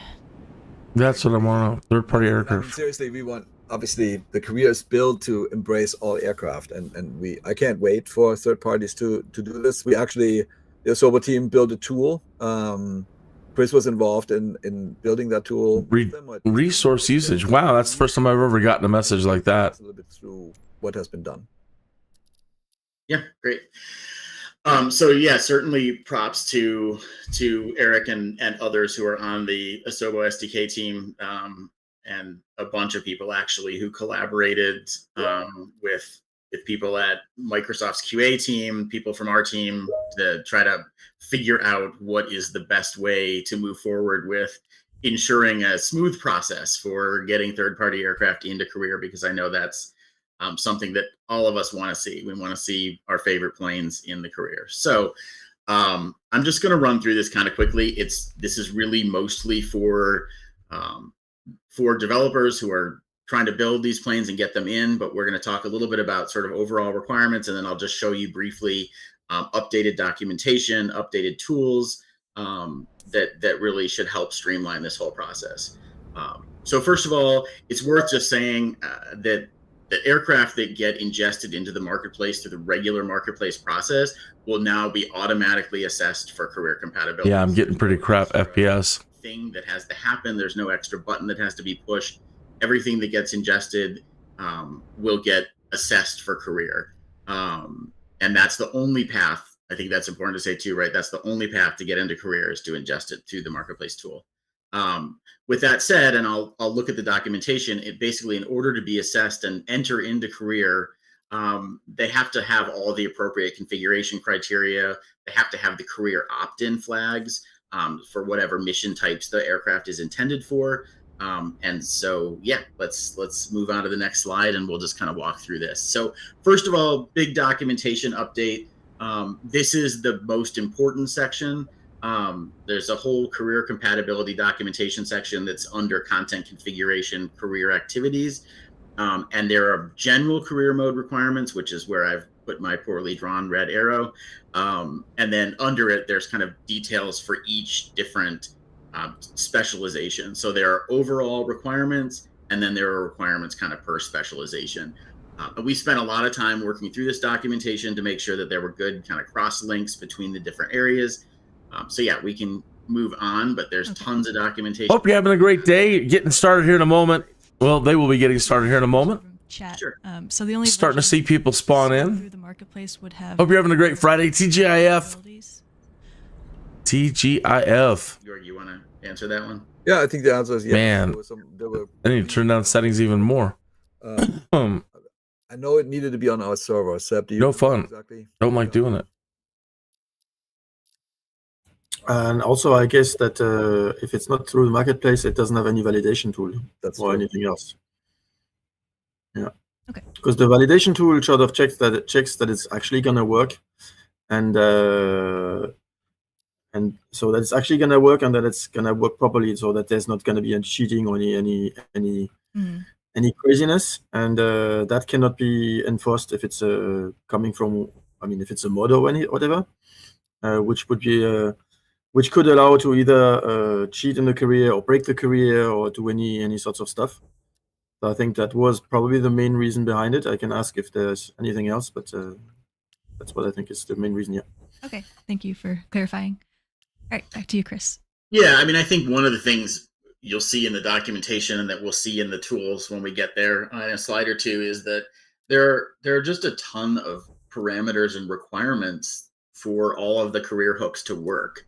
And I think, like Seb said, it's just important that those work, because otherwise users will just have a bad. How did I end up getting crappier FPS? To make sure that the aircraft are set up correctly for the career, and to do that, we have to have an ingestion process that can check all those things. So anyways, yeah, so there, I think, so there's also, right, so this is there's two tools. Sorry, I got off track there. So if we go back one slide. Sure. There are two new tools that have been added. One is the what we call internally the package analyzer, but it's really the career compatibility tool.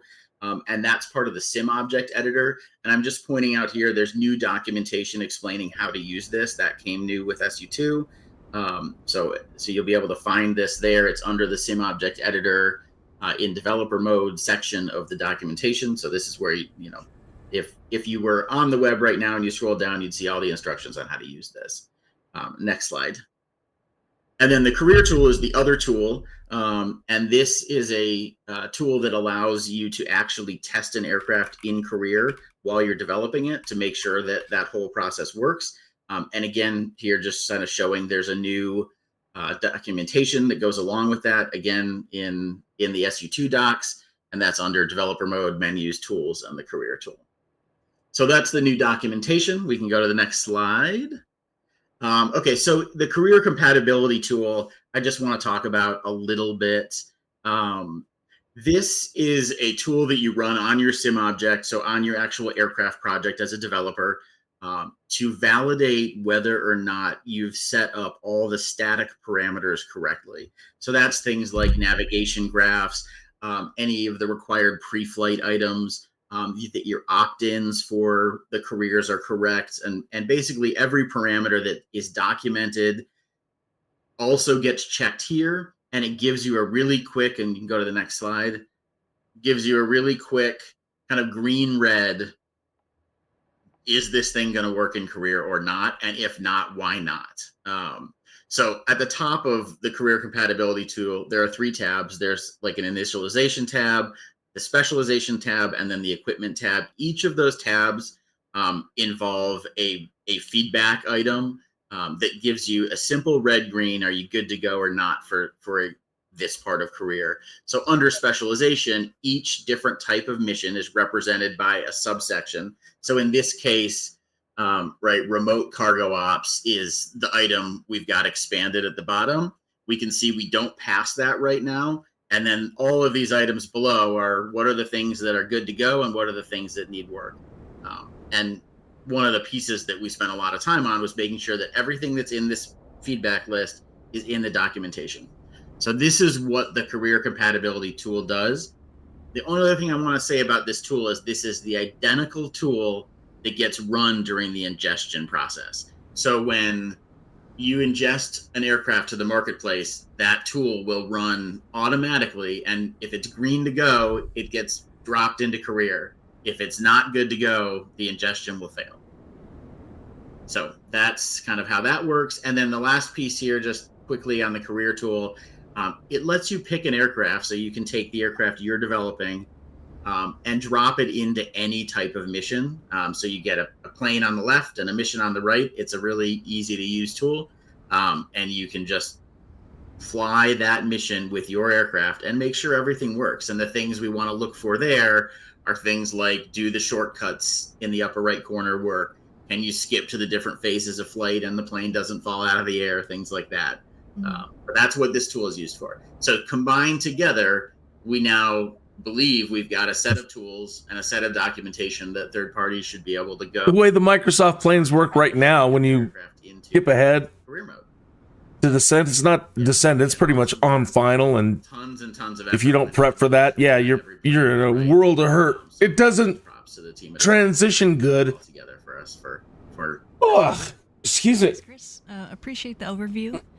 5 minutes Turkish. George, do you have anything to add before we move on to? I was reading the thread. I mean, I think there's good feedback in here. We'll look into this. Okay. All right. Let's talk about Sim Update 3.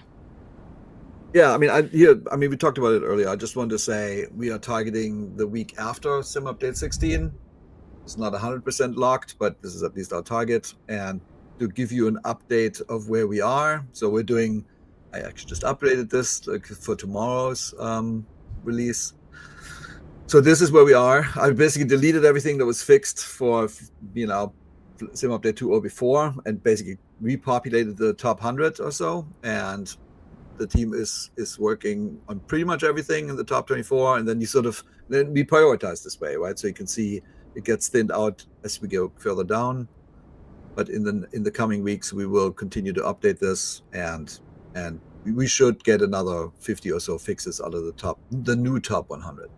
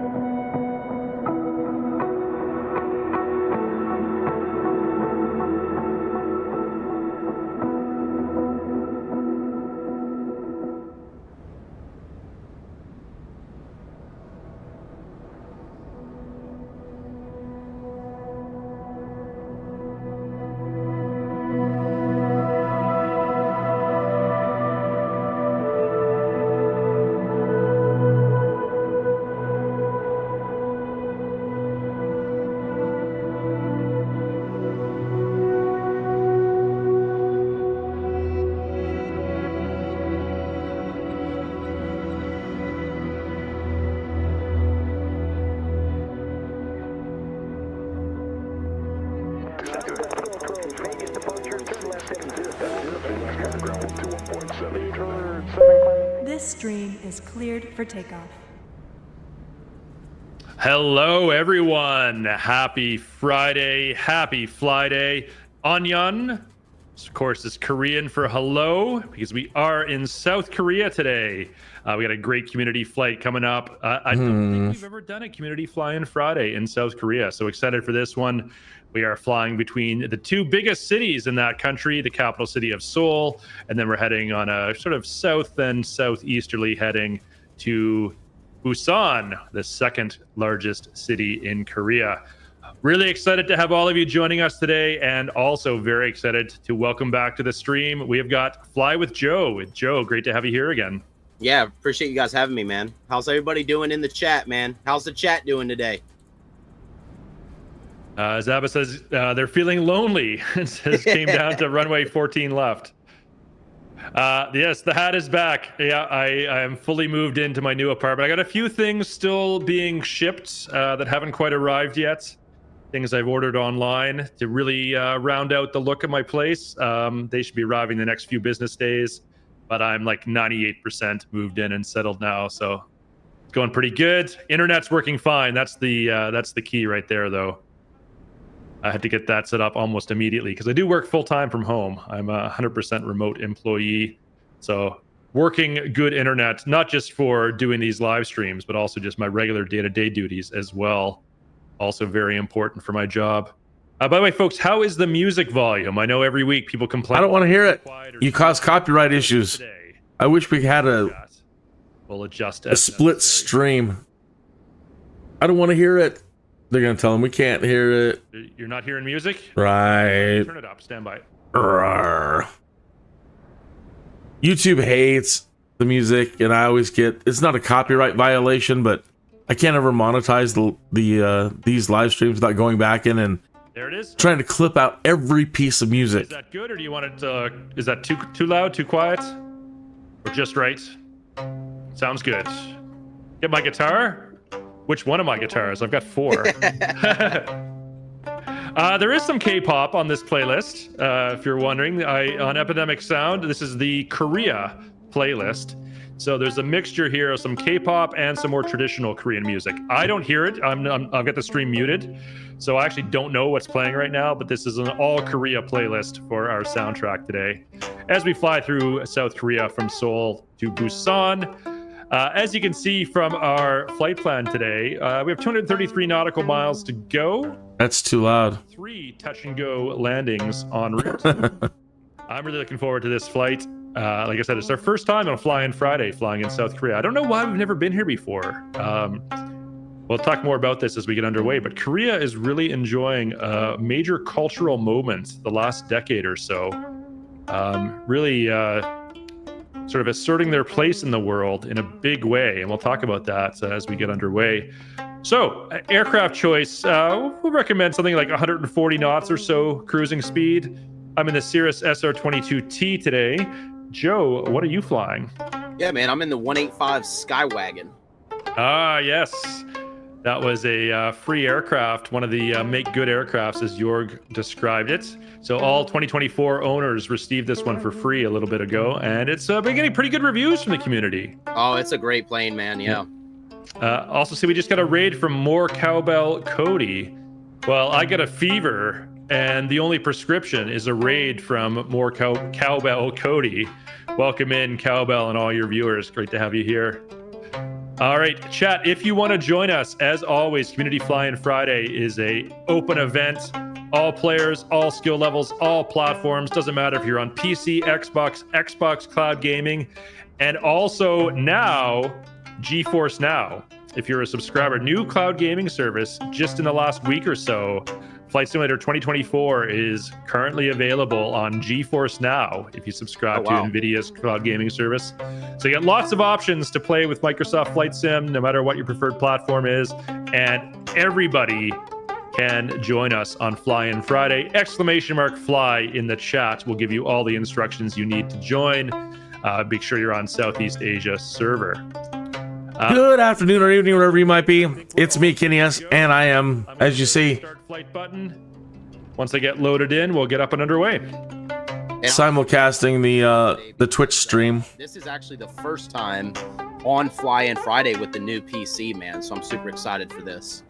You got a new hardware set up. Oh yeah.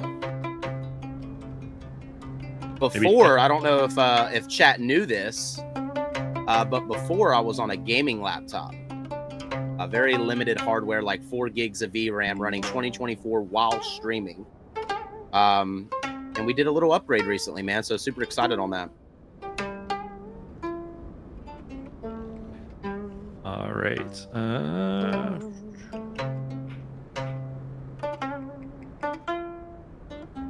Okay, I'm loaded in. Look at this. Look at this chaos going on. Look at all these other aircraft all around me.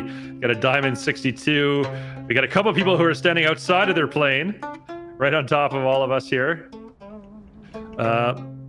We are currently at basically sea level. We're only, we just got an airliner just spawned in right on top of me. We're at 50 feet ASL. Let's set our cruise altitude to 4,500 for now. If we need to climb later, we can do so. I'm just going to stay on third-person camera just for a moment as I clear all these other aircraft. Parking brake is off. Full throttle is in. I'm rolling. All right, let's go back to cockpit cam. There we go. And we're underway for Community Fly-In Friday, South Korea edition. Getting ready to rotate here. Wow. All right. Better rotate. Positive rates. Now, we are taking off from Gimpo today, which is one of 2 major airports in the Seoul area. The more probably well-known one is Seoul Incheon Airport. But Gimpo is closer to the city of Seoul, so we'll get a better view of the city as we depart here. And look at that. There it is all around and behind me. Now we're getting some lag. Stunning right here, man. Wow.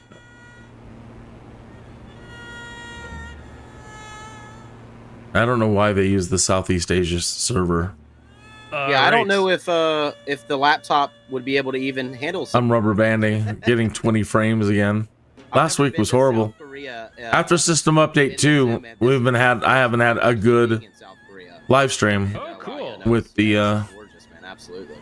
I've done a few flights fly-in to South Korea before, but never on stream. Like I said, I think this is our first time on Fly-In Friday. Garbage. Actually doing a flight in South Korea, which is interesting because it is such a. I'll try to make some more adjustments. Country. Son of a gun. I mentioned it having a bit of a cultural moment right now. There's a term for it. It's called the Korean Wave. I don't know if anyone has ever heard of this, but it's sort of acknowledging that right now, Korea is kind of leading the world in a few interesting areas. Korean pop culture is kind of taking the world by storm. Some of the most popular musical acts in the world, like not just in Korea, but the entire planet, are from Korea. Of course, you probably have heard of BTS and Blackpink, two of the biggest pop acts in the world right now, both of them famously from Korea. Also, some famous movies and TV shows have come out of Korea. Really popular ones. Squid Game on Netflix. Season 2 came out not too long ago. We all know Squid Games. Yeah, that's a Korean show. And then Parasite, which won the Best Picture award at the Oscars a few years ago, is also from South Korea. I don't think I've seen Parasite. Is that a movie or a TV show? It's a movie, yeah. Oh, really? Yeah, it won Best Picture just a few years ago. Oh, wow. So yeah, those are some of the most famous examples, but certainly not the only ones. But yeah, like I said, South Korea, it's really enjoying a sort of moment in the sun at the present time. And if you look it up online, it's called the Korean Wave, and it describes sort of how Korean pop culture is taking over the world. Now, 20 I could be wrong FPS. on this, but It's garbage. The Godzilla story also from Korea, or is that? No. That's from Japan. Oh, is it? Okay, Yeah. Japan. Interesting. Man. So who we got in the sky today, man? Let me see. Incomprehensible. Well, let's cut over to your POV here. Minnie, we got Elkin David Jr. It's 34. Meal Moore. Unbelievable. Ariel 4K. I think I see you back there. Is that So yeah, since system update 2, I haven't had good connection to this server at all. Heart Healer? We got Mighty Garbage. 13, Super Tux, Dosk. We got C Tox Race, Black Cat's Rip, X Beanie, Sloth, Phoenix. I see you in there, Phoenix. I see you in there. And WT Air. We got Kaz back there. Then see if I missed anybody in front of me. I think I got everybody in front of me as well, man. Good to have you guys. No, you didn't. You didn't get me. Yeah, Nice always love a great turnout on Fly-In Friday. Oh, we got Jersey Twin too. I forgot about Jersey Twin. There we go.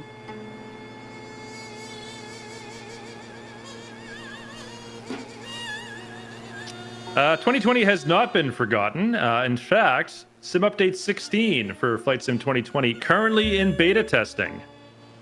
So some new updates coming for Flight Sim 2020. Of course, all the city updates, world updates, local legend, famous flyers, they're released for both versions, 2020 and 2020. Unbelievable. But a new code patch. Sim Update 16 for Flight Sim 2020 is coming soon and is currently in public beta testing. If you would like to join the beta for that, you can find instructions on our forums. And what in the world is causing there you go. the dang problem?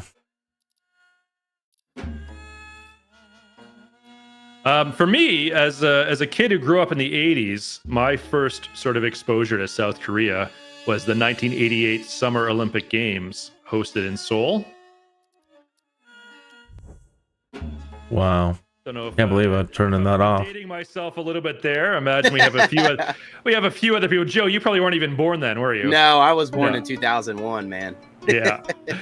But I'm guessing some of you in the chat are probably old enough to remember the 1988 Olympic Games in Seoul.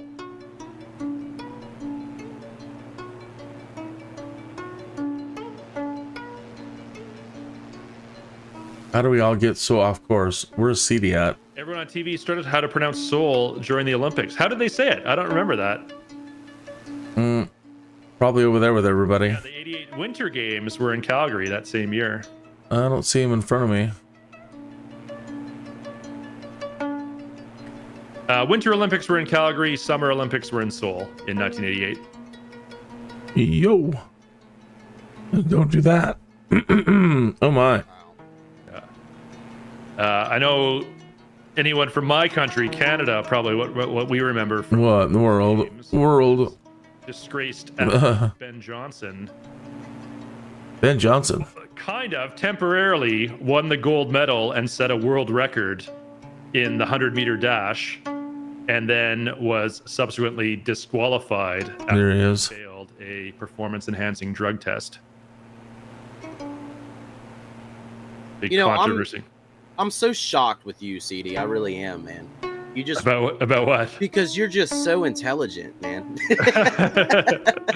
Like you just don't know. all I this mean, stuff. I know a lot. 21 FPS. I don't know if that correlates with being intelligent. Every time I come up here, man, I'm always learning something new. You know what I mean? Yeah. Oh my god. Oh my god, the wings are gonna bust off of this thing? Yeah, it was What in the hell just happened? very famous American athlete Carl Lewis was Ben Johnson's. Unbelievable. Carl Lewis had won a lot of gold medals at the 84 Olympics in Oh, Los this is absolutely painful.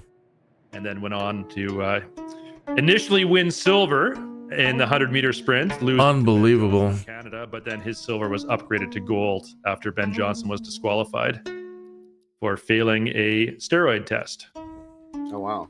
Yeah. Oh, was he taking steroids or something? Oh, okay. Yeah, which, nowadays we just think that's part of the course with Olympic athletes. Like everyone is always being tested. This is horrible. Again, rubber banding like mad. Regime. Graphics had to lower the graphics and still You're an elite athlete. just it's expected sucks. You will be tested for performance. 2 weeks in a row.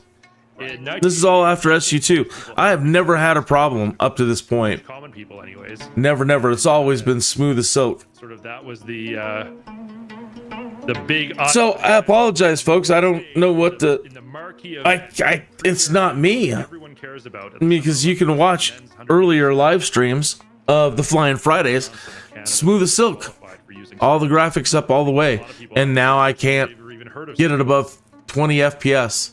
It's at 15 FPS right now. Do you even test for steroids? Does that show up like in a blood? Dropping it down to. Is it okay?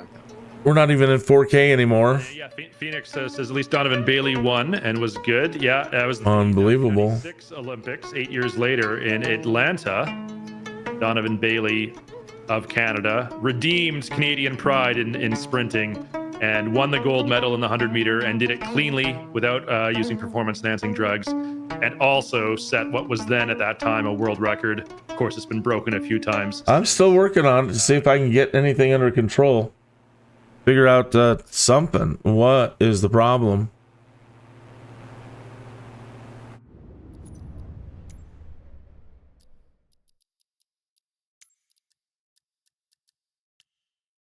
Try that. And then I can't see anybody unless we're on the same server. So I have to go to Southeast Asia.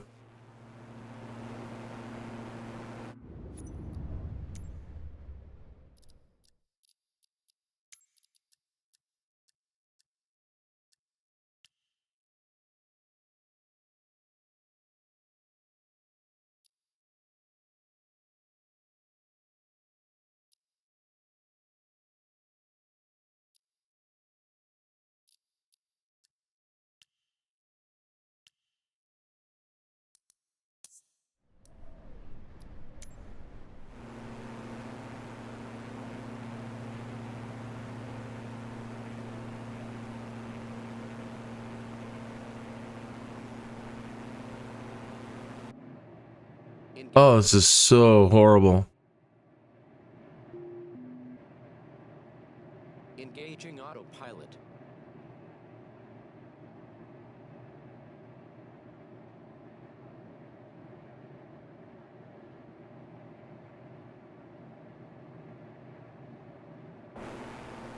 Huh.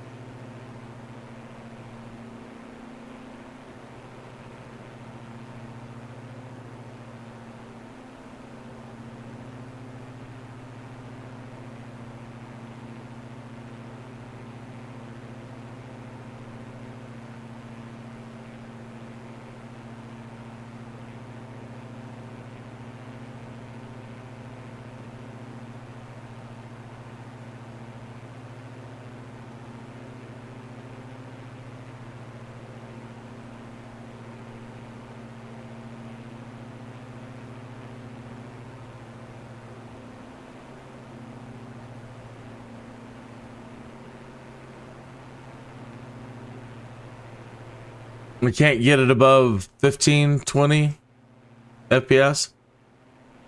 Insane. I was having a fantastic day. Fantastic Friday. I'm just now not figuring out why my connection to the Southeast server sucks so bad. 2 weeks in a row after system update 2.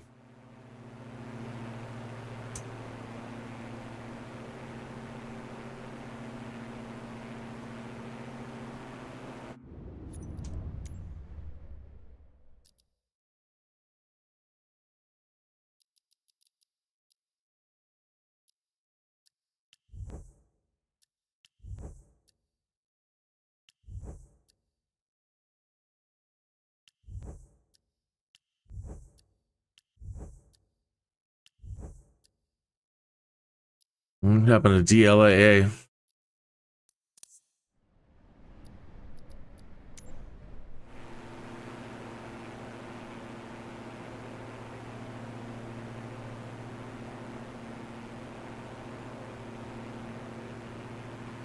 Mm, 20. Wow, 20 FPS.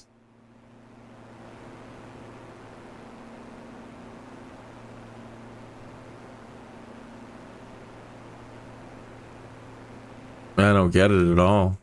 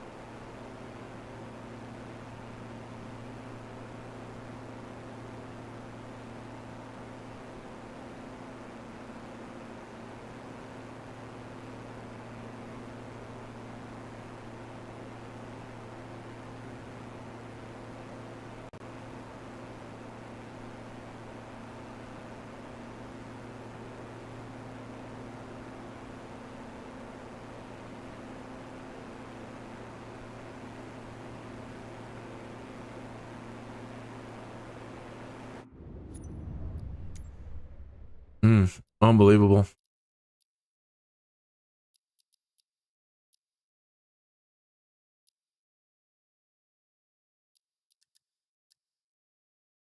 Unbelievable.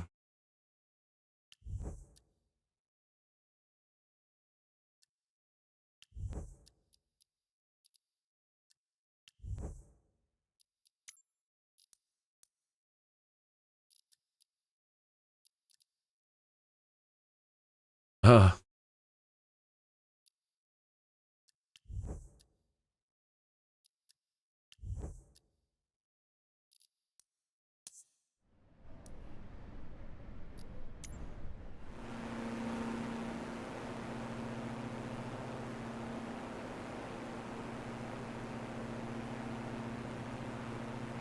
okay. It woke the simulator up. How in the world we're doing 131 frames now? I don't know, but it's working. Now let's pump some things up. Hi.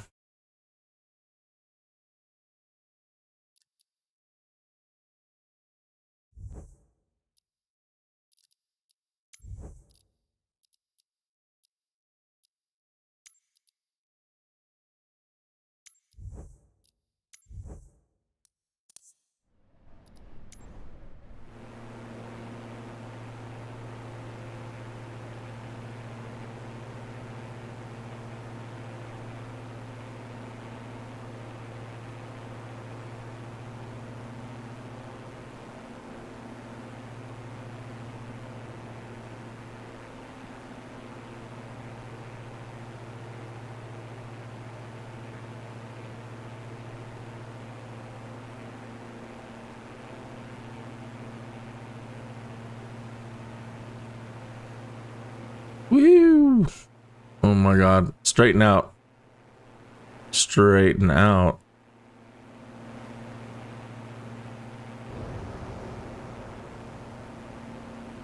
Now it's dropping me back to 41. Oh, plane, you were just doing so good.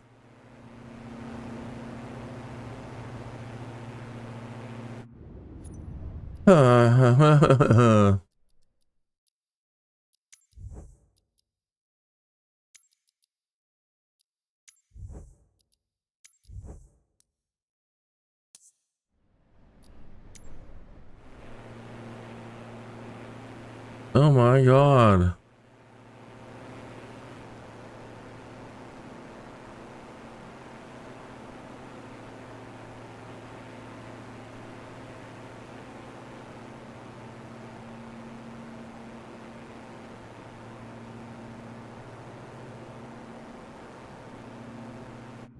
How does it go from 170 to 30?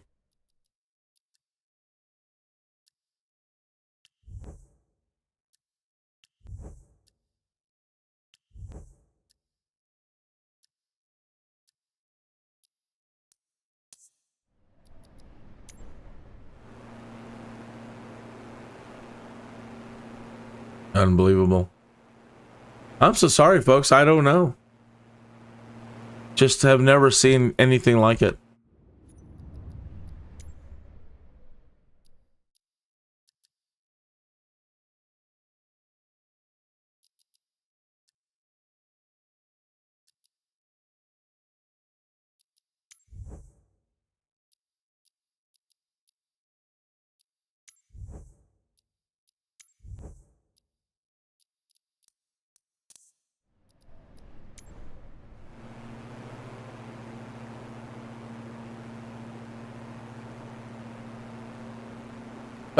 Sucks.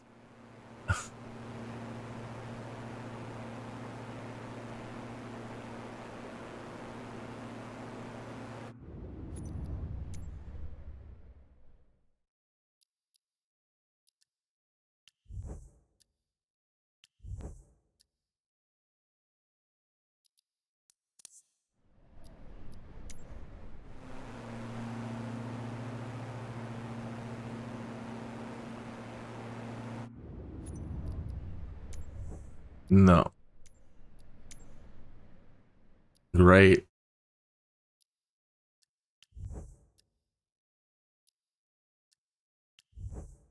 Boost.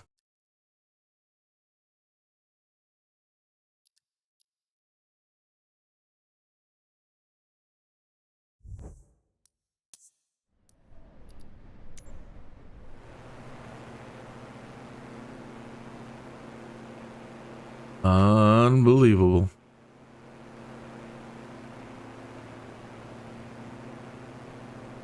Oh, up yours, Joe. Up yours, Joe.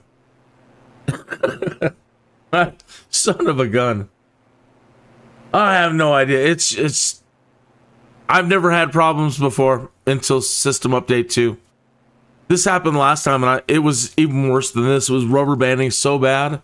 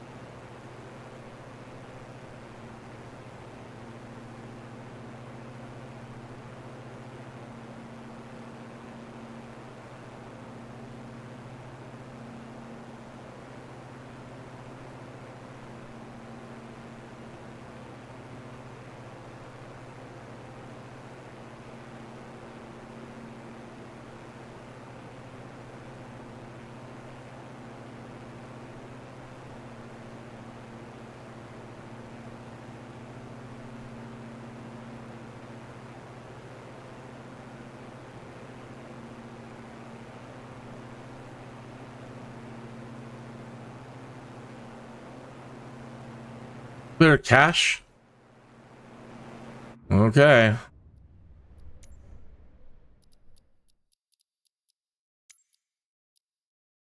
But that's horrible. That's going to be dropping.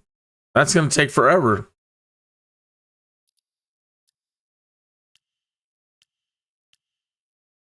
Can you just turn this off for right now? Rolling cache limit. Just rolling cache off. You can't just turn it off.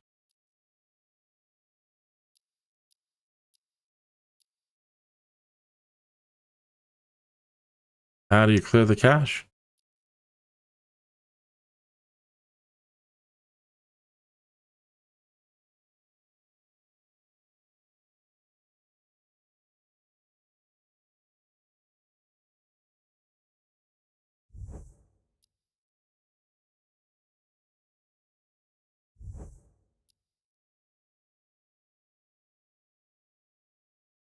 That's the only way I can think to do it is drop it to 0.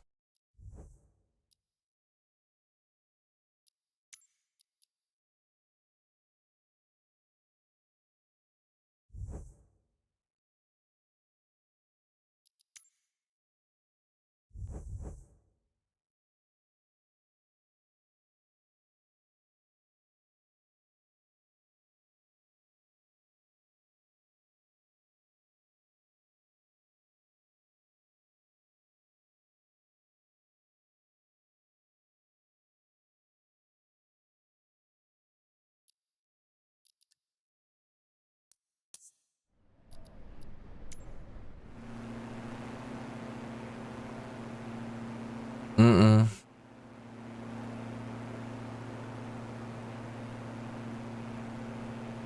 Mm-mm.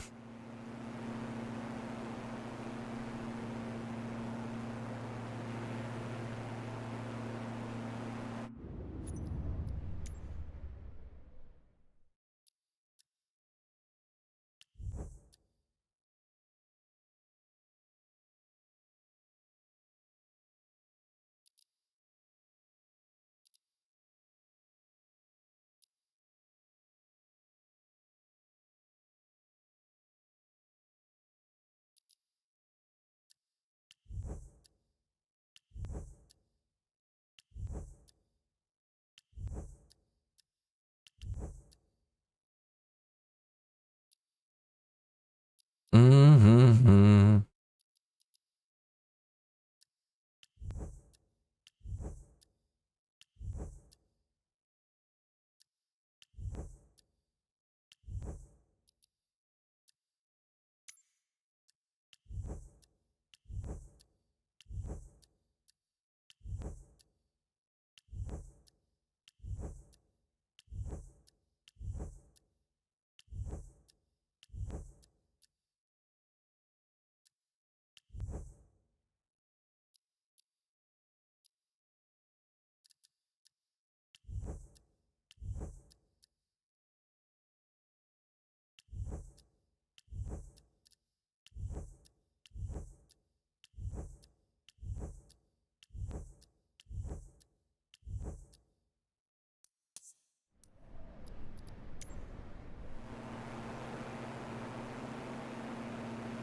There's 60. Son of a bitch.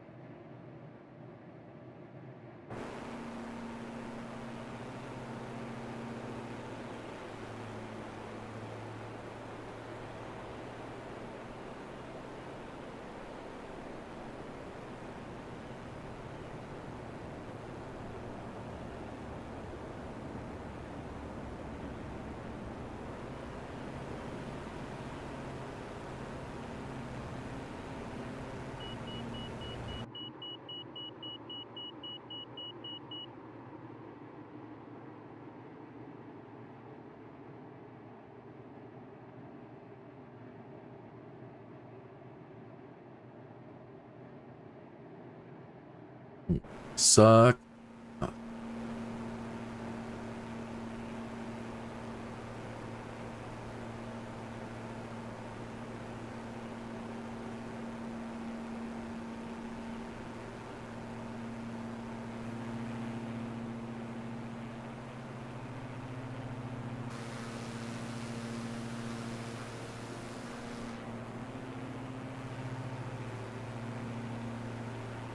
saying it's doing 50 frames, but that looks like crap still.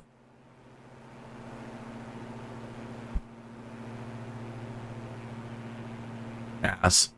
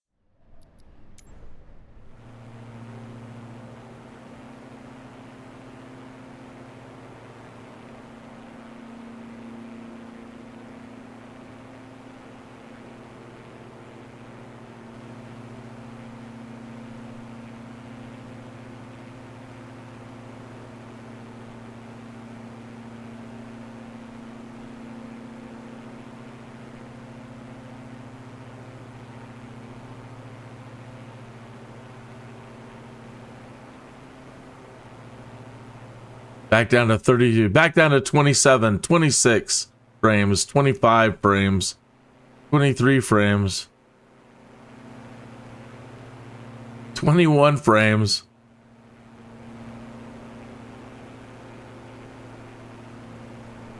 Horrible.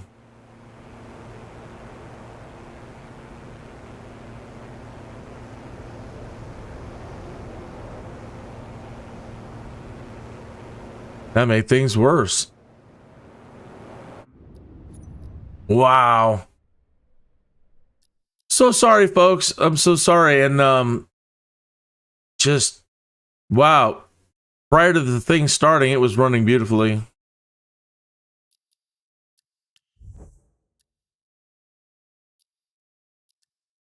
Desync off. Try to put it down to 50, 48, something, anything. Come on. Nope. It doesn't want to kick the LSS in.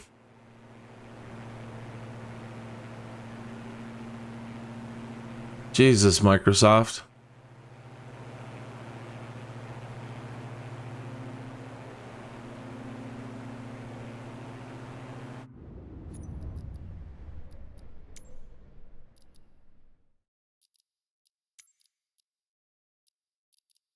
I don't even have photogrammetry on. I've just reduced this thing to nothing.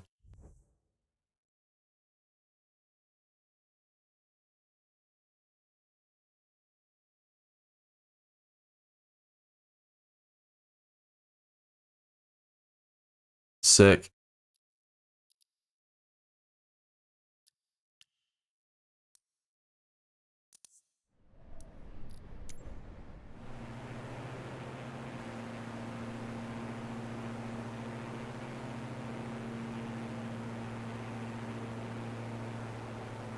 No,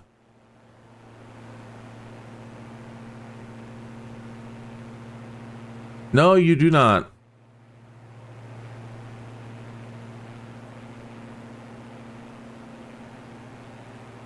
Sad. This is just so sad.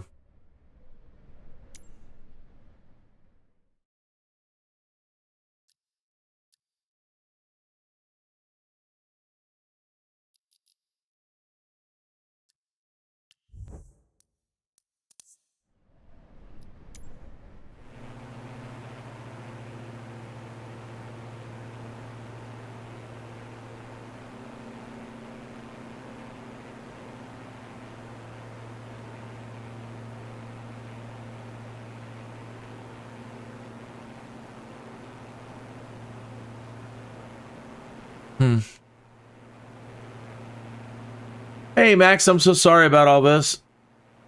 This happened to me last week, too. And again, since the latest big system update that they did, the only thing I can think at this point now is to just uninstall the damn thing and reinstall it.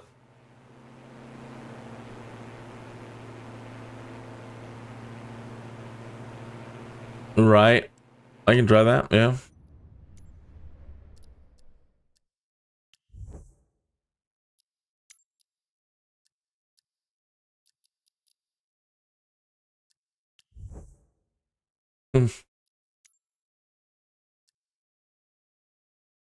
Low end.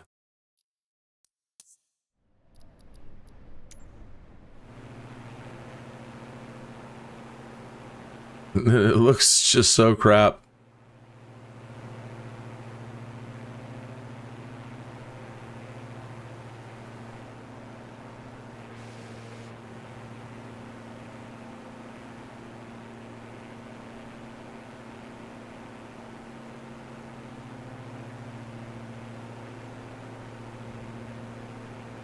Sync rate. Pull up.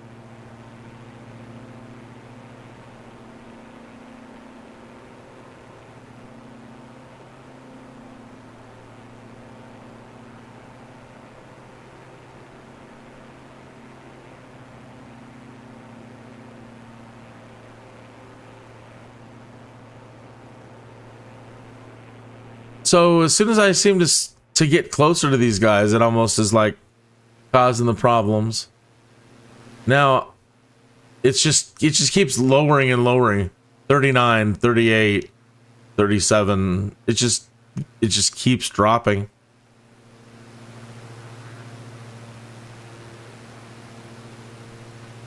Oh, look how horrible that looks. My God.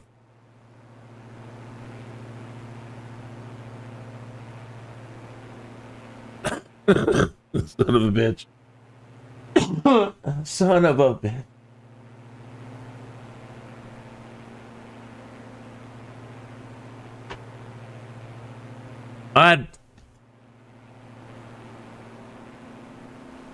It'd be better if I just flew it anyway without being on the same server.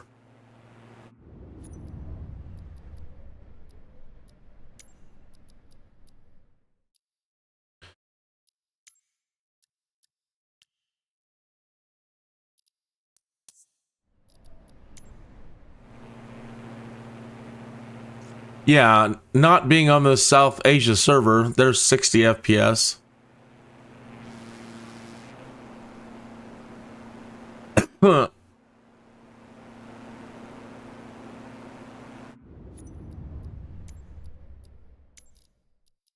Automatic west.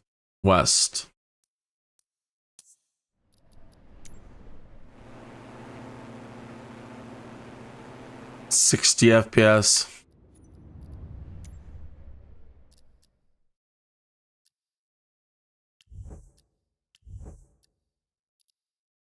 On.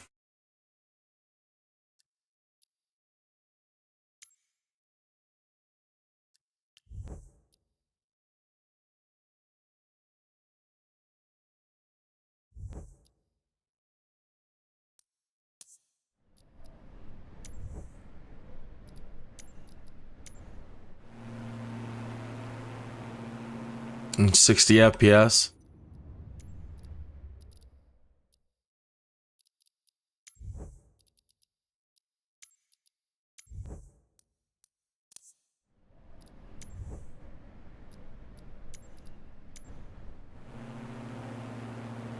$60 FPS.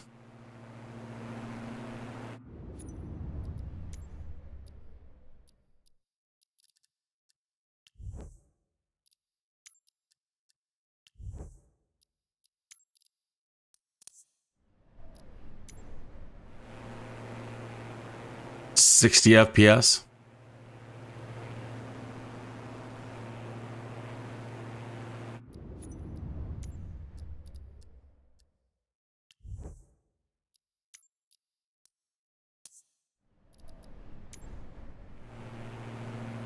$60 FPS.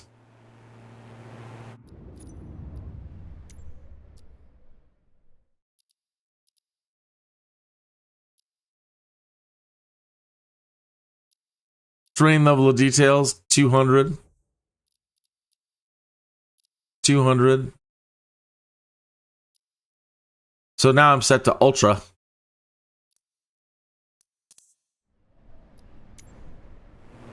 $60 FPS. It's the server. It's my connection to the Southeast Asia server to be able to see everybody. So now let me go back to the Southeast Asia server.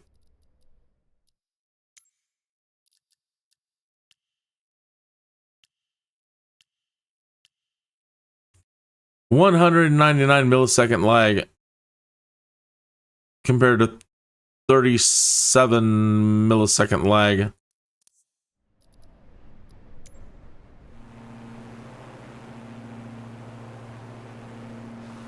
No, I'm not seeing anybody. There they are. They're behind me. 45, 45, 42, 43, 38, 35, 37, 45.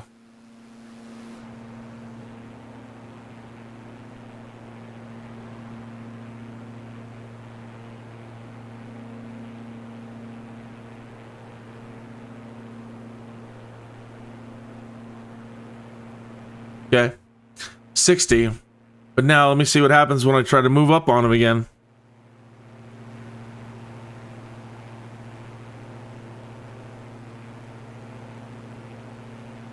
$59, 47, 43, 54, 50, 49, 42, 40, 36, 37, 41, 39, 38, 36,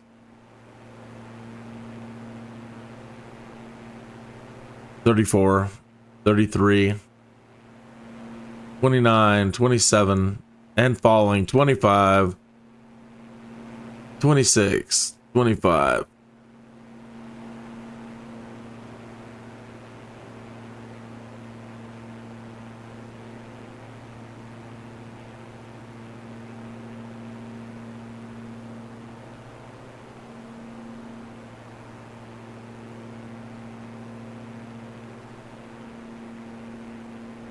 $23.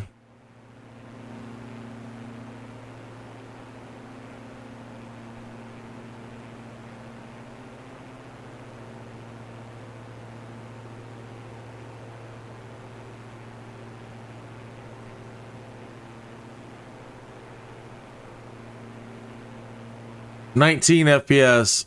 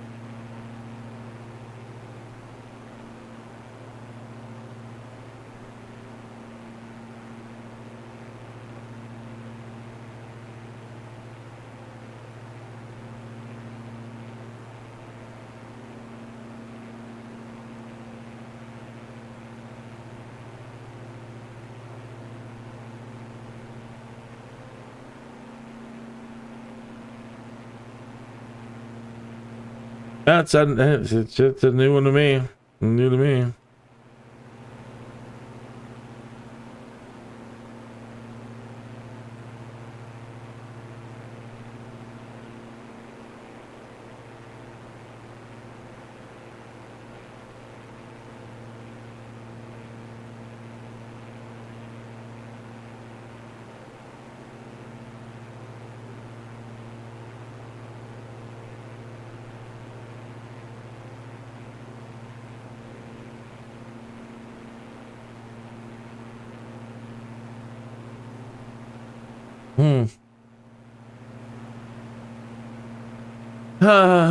Well, CD, I don't know what to tell you. You're telling me it's not a server issue, right? And you're right. All these planes it's trying to feed into me.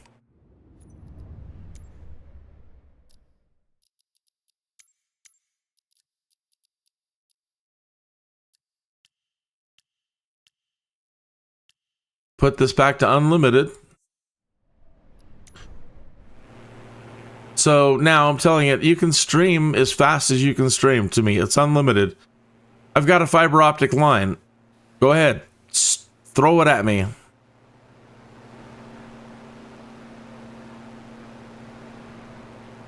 Throw it at me.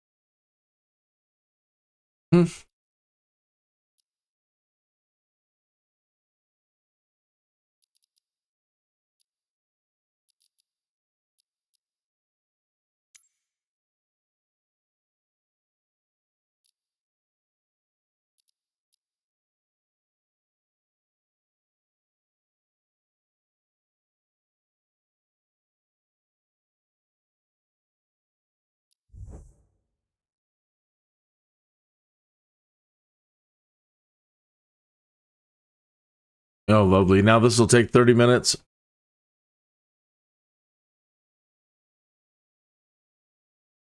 Oh, well, you know, it is what it is. I'm sorry, folks. It is what it is.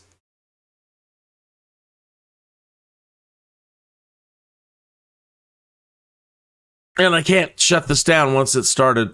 That was kind of a dumb one. I should have maybe just done 50.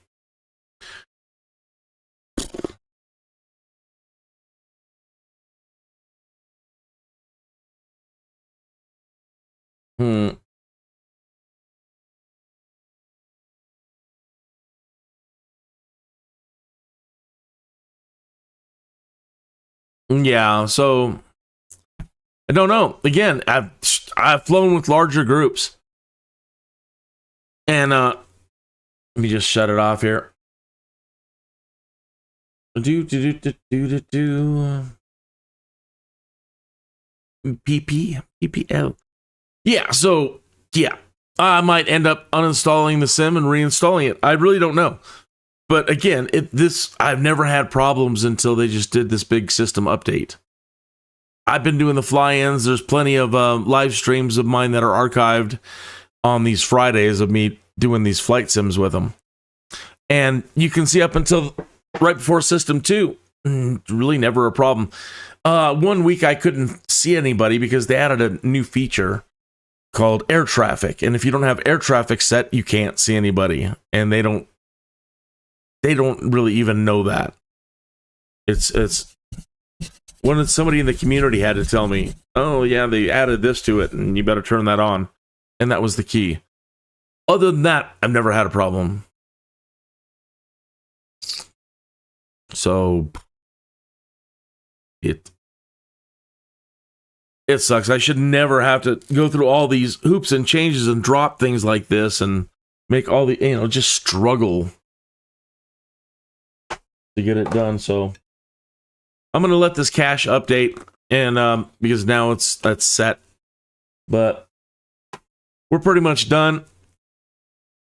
All I can suggest, if you're really interested in continuing on with the live stream, go to Twitch now. Don't stick around here.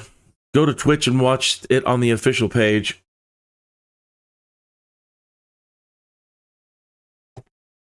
But like you're seeing, Max, he's telling me it's not my connection to the server. It has nothing to do with my FPS, but I don't know what else to deduce. I've got fiber optic line, and I can run a speed test. Let me run a speed test and see if everything's fine.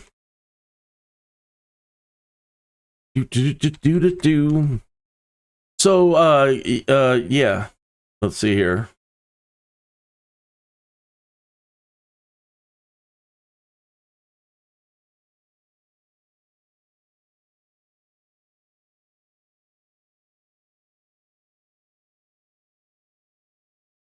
Yeah, that's 500 megabytes. It's 500 down and 500 up. I shouldn't need a gig. The unlimited, I mean, the highest they actually cap out at this thing is before unlimited is 40. So, yeah, 500 up, 500 down.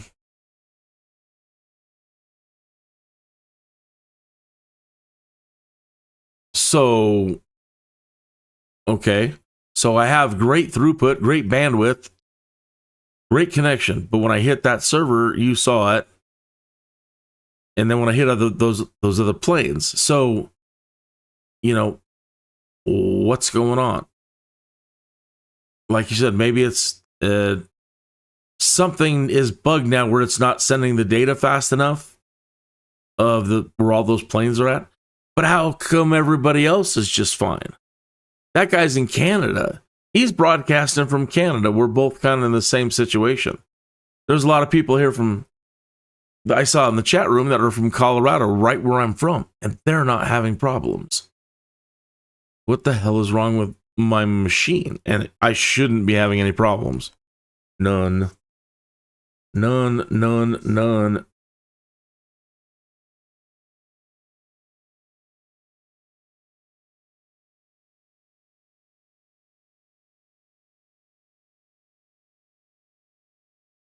What?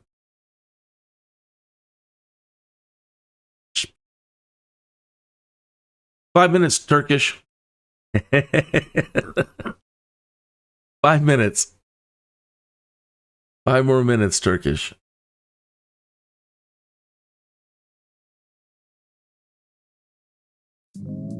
Pain in the ass. After being pecked by a radioactive bird, somewhat mannered, T.Tuthill was compelled to become Kinneas, a Skydude. Yeah, so that's what I might be doing this weekend. I'm worried though that it'll blow out all of my career. I guess it really doesn't matter. But I'm wondering what happens if I uninstall and reinstall. Is my career in the cloud? My God, I'd hate to do all that again, all those certifications, and work my way up to $1.5 million doing all that. Let me look that up.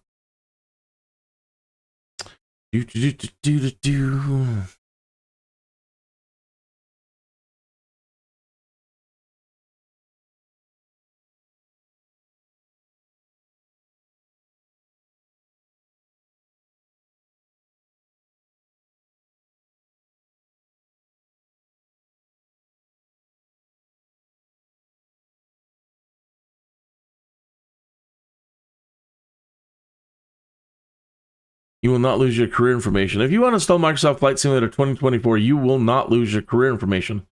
Copy of your profile is saved on the cloud and will resync when you log back in. However, some settings may reset to default. Okay, well, that's good to know. Because that's the next step. And then waiting until next Friday to see what happens. And it's stalling at 5.1 on the rolling cache.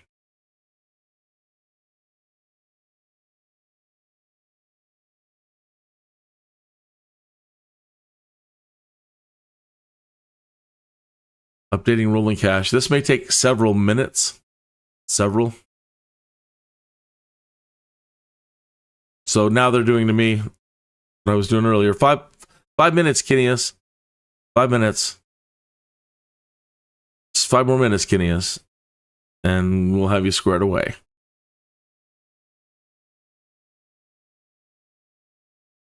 No.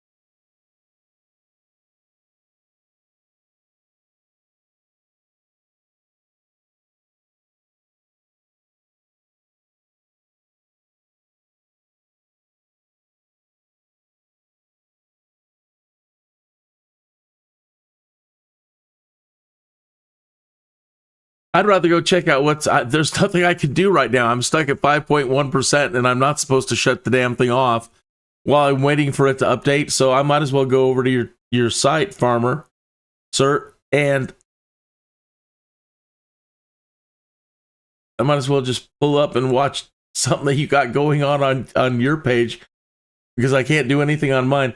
Sir, you might get a notification from YouTube saying, "Hey, that guy Kinneas, when he was watching your stream on his live stream, and how do you feel about that? Should you protest it and have him take it down, or either way, you might get a message, farmer sir."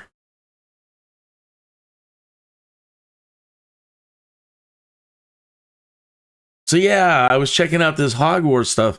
I didn't realize it was that darn detailed.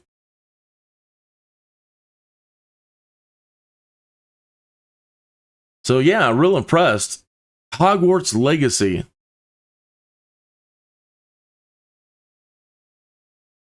Looks nice. I'm probably not even watching it as good as it can be. 1080p. Nice.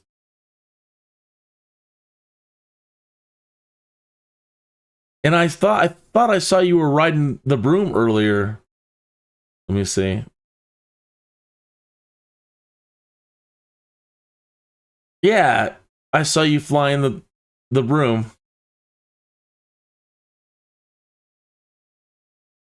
Is this Diagon Alley? Or just an alley?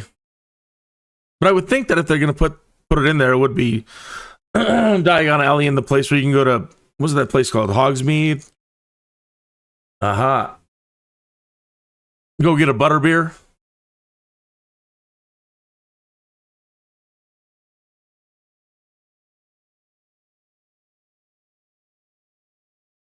It was Adobe or an elf. The game is insane. Oh my gosh. Farmer, just last night I was playing SimCity. 2 hours turned into 12. I had been up all night. I just thought, okay, well, you're not going to get any sleep. You might as well just wait around until the community fly-in starts. I don't want to watch too much. Cause too many problems, but the last flying thing I see was a year ago. Let's Fly Tonight. 4 months ago. 2 months ago. 3 months ago. What one? Oh yeah, I was checking the farmer, checking this stuff out down here. And I was saying earlier in my live stream and in other live streams, I can't believe that I get such a kick out of watching people do farming simulation. It's so cool. And I really enjoy it because the people that are really into this,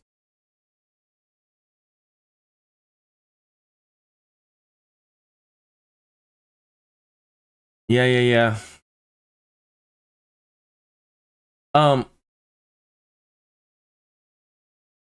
People that are really into it, they're like, oh man, this is a harvester, this is the John Deere, da da da da da da da. I know nothing about any of this, but because of people's enthusiasm for this, like, oh, I got one of these, yeah, like that. I don't know what the name brand is on that one, but you know, the people that know all the different brands and what all the stuff does, and then just trying to watch people figure out their rags to riches story. How are they going to do it? All the different ways that people are able to make $1 million. You know, whether it's just in, oh, I'm going to buy a plot filled with trees and I'm going to do tree farming and make $1 million, or I'm just going to do chickens, or anyway, I'm starting to get hooked. And I just might end up breaking down at some point and doing it. I didn't think I would. I remember when I was a young person, I'm like, farming simulator? Farming simulator?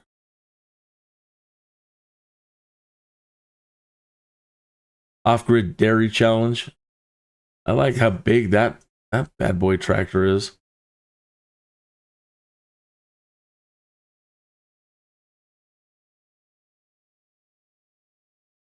Yeah, I like that you can go either rent them or buy them from...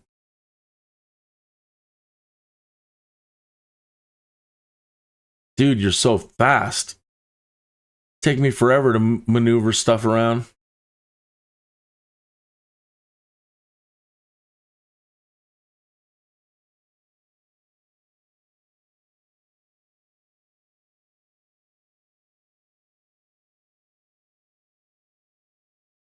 Oh, that's cool. I like that map.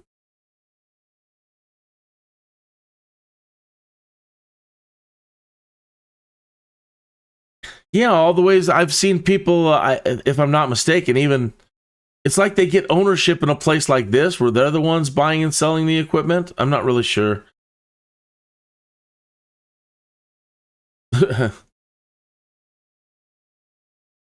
Wow. I don't even know what that thing does. Yeah, I saw you using one of those in the other video.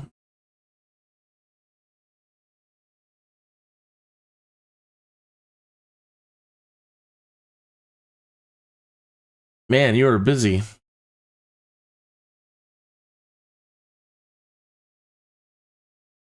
Nice. First person mode. I like that.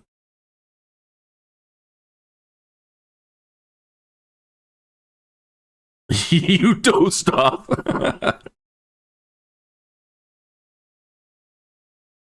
I am still waiting for the simulator to move. It's stuck at 5.1%. I might have to shut the damn thing down. It says, do not turn off the system or close Microsoft Flight Simulator while the rolling cache changes are being updated. And it's been at 5.1% this entire time.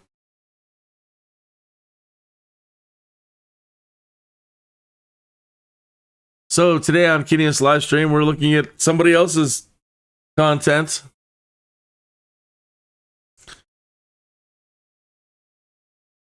At Farmer Tech 51, and he's in the chat room. And if you like what you see on this farming stuff, check out his channel. Go over and subscribe. Yeah, neat stuff.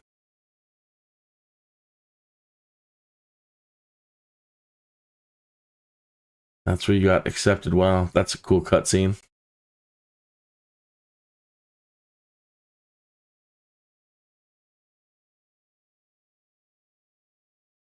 So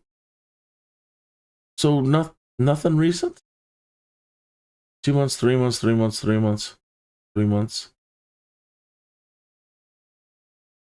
So what you been doing? The real world been bothering you and keeping you down? You're not playing so much gaming? Man, you've got a lot of stuff here.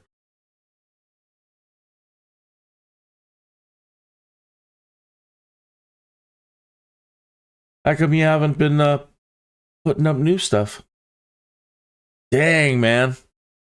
You're like me. A whole series.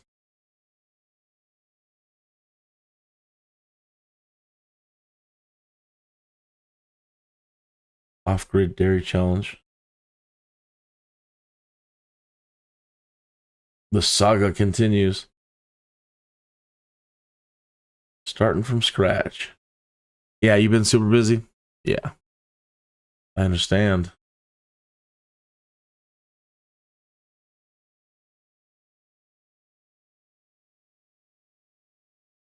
Max, if you're out there, if you know, I'm sure it's late. 6, 7, 8, 9. 1, 2, 3, 4, 5, 6, 7, 8, 9, 10. Yeah. So if you need to go get some rest, I will possibly see you this weekend.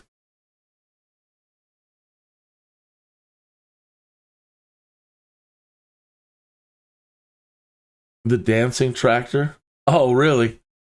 Uh-oh, what happened there? It's getting down. Just all of a sudden, physics just went crazy.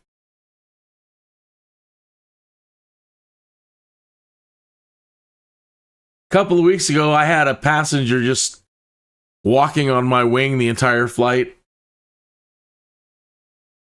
Weird when you catch stuff like that. That thing was a breakdancer in a previous life.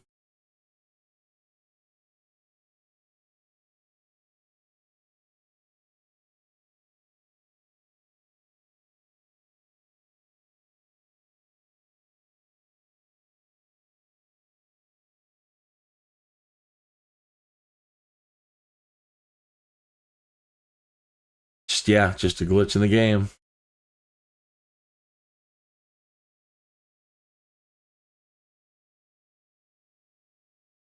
You're gonna have to get on the microphone, sir. Do some rambling while you're farming.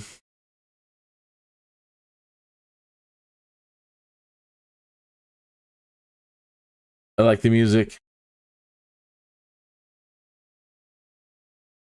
That's actually a pretty nice town compared to some of the towns that I've seen other people do. Just like nothing there, just a dirt road.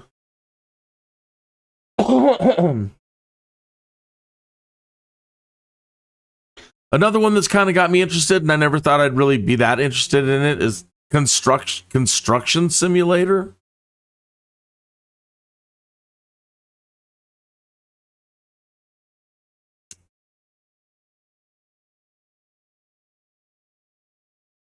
I think more so, I wish my dad was still around. He was in construction his whole life. I'd like to wish he was around to show him Construction Simulator 2025 and blow his mind.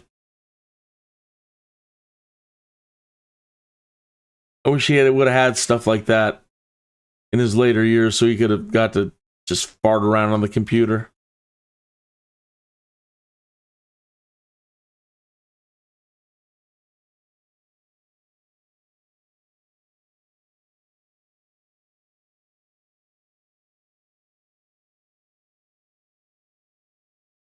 You're a subscriber? Excellent.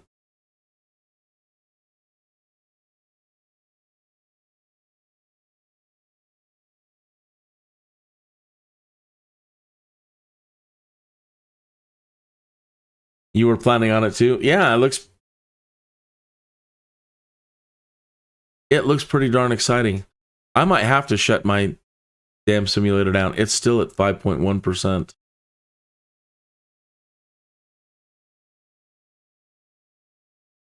I'll give it like another 15 minutes or so. Another 5 minutes, Turkish. It's 20 minutes after the hour. I need a smoke anyway. My sanity. Microsoft, you've jacked up my entire sanity today with this. You've ruined my live stream. If by next week it's not working, I'll uninstall and reinstall. And if it doesn't work by next week, then I'm done with doing the fly-ins for a while. They're trying to tell me it's not their problem. I'm not buying it. Everything worked fine up until System Update 2. So my only mistake could be is I had my Bushtalk Radio stuff in the community folder when I did the update, and that's they don't really like you doing that. They want you to yank everything out of your folders before you do a big update like that. So who knows? I could have glitched something. I don't think so. Yeah. So, Farmer Tech 51, I don't know where you're at, but Max in the chat room, who might be one of your subscribers now, I hope you don't mind telling a little about you, Max. Max is a 4-year medical student who grew up in India and now is in Tashkent, Uzbekistan, doing his 4-year medical studies, and is gonna be an amazing doctor.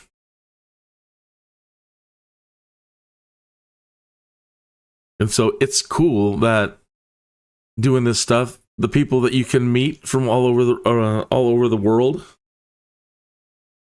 So Max, Farmer Tech 51, Max. And he met Henning in here the other day, and Bruno and Rent-A-Cow.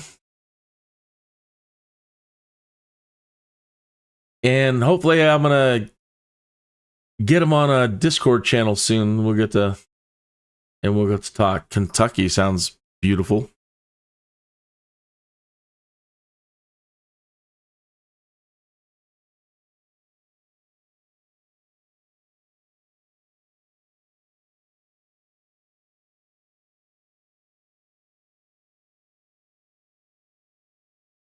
I'll have to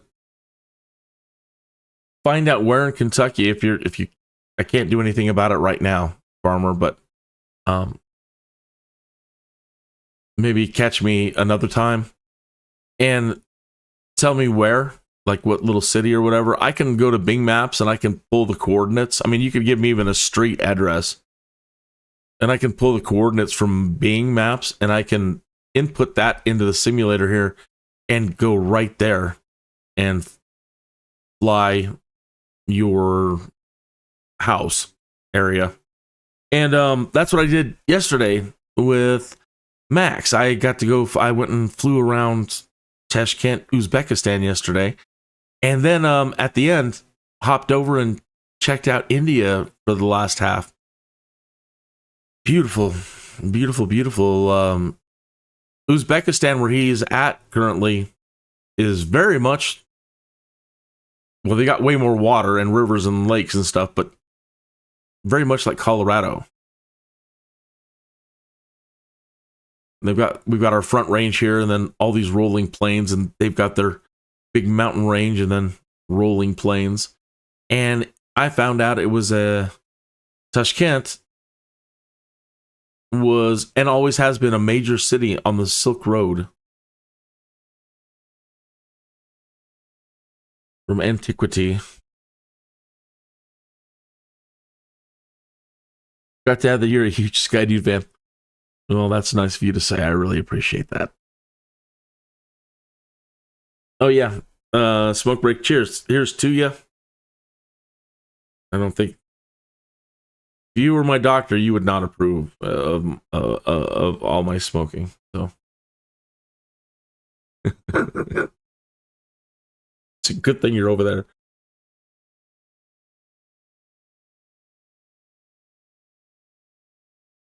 If you have been, listen to the news. We just got hit by a tornado last Friday. Oh my goodness. I have been seeing the weather, and I've been seeing some recent tornadoes. I didn't put two and two together. I thought there was another one in like South Carolina recently too.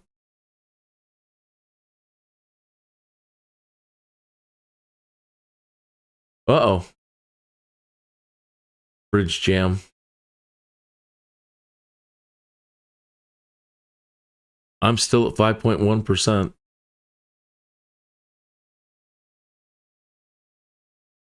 So me and the Microsoft server and the Microsoft Flight Simulator are not getting along today.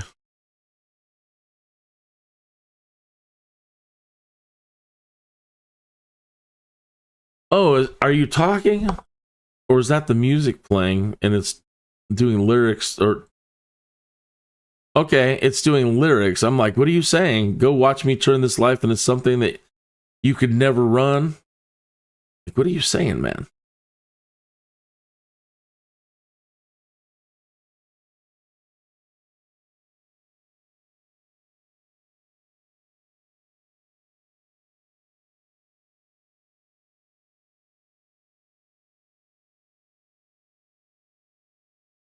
My Discord. Yes, sir. One moment. No, we'll get that for you. Let me load the thing up.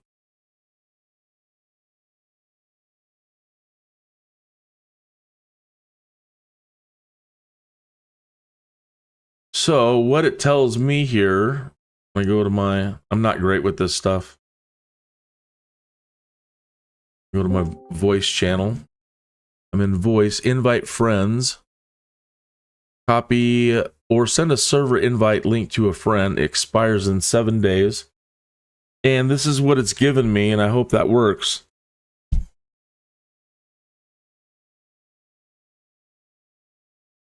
If not, I can try it a different way. Civilization 7 MetaQuest rewards available. Civ 7 seems like it'd be a lot of fun, but also, I don't know, I'm a little bit worried. I'm an old Civ player. General. Copy link. See if the copy link is the same thing as that one. No, it doesn't seem like it's the same one at all. One is that and one is a channel. That's weird. I don't know what the difference between them is. One of them says invite friends and it gave me that link, and the other one, when I right click on my voice channel and I choose copy link, that's what I get.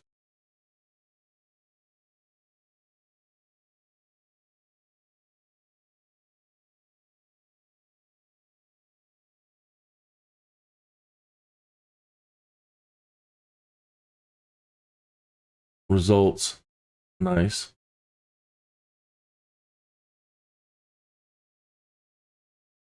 Modern farming is just pretty fascinating.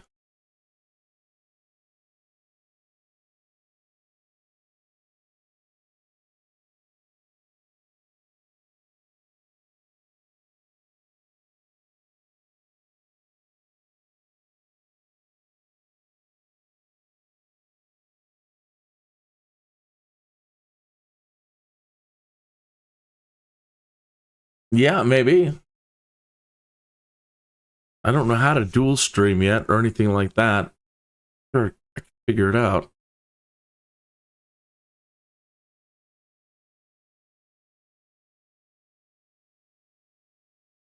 You know, just do a split window.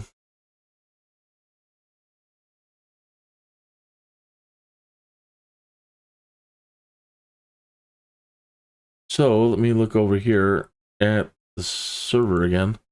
Microsoft Flight Simulator.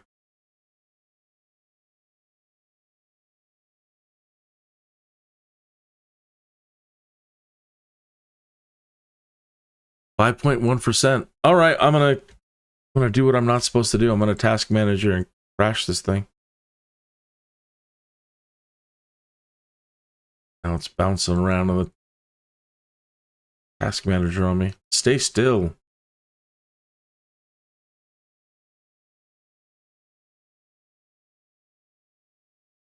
And I don't need the Twitch little thing up in the corner anymore. That's done.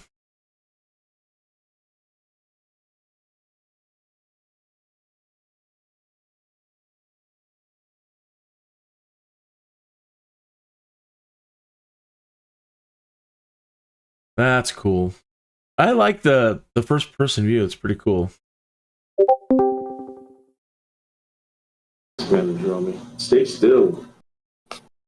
Aha. You might need headphones. I can hear myself.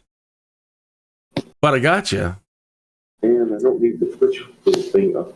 Let me turn off my mic. Let's see. Dun, dun, dun, dun, dun, dun.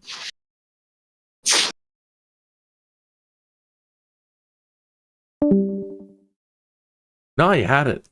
You were there.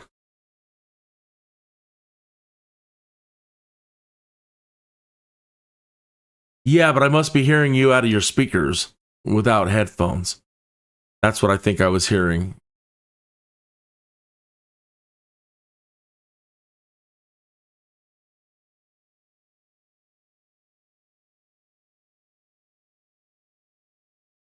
Okay. No problem. Let me, how do I add you as a friend to make sure? So, is there any way you can hop back in there so I can click on you and add you as a friend, or you can add me as a friend so at least we're connected?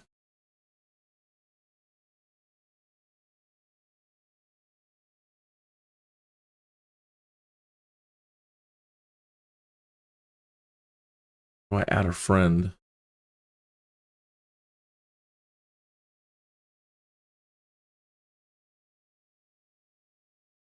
Inbox, invite friends.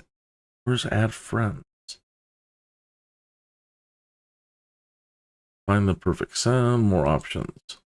Nope, that isn't it.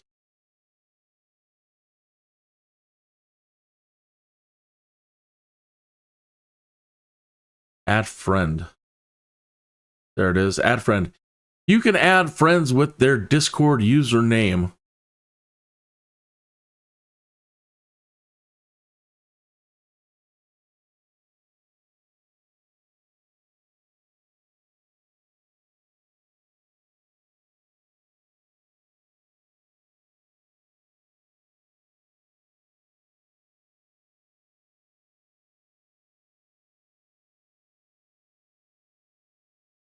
Is it the same?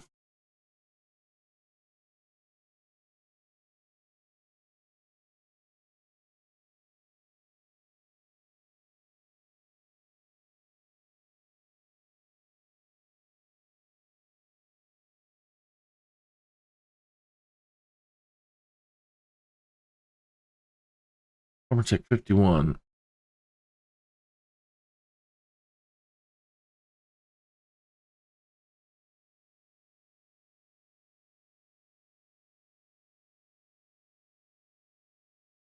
All right. I've sent out a friend request.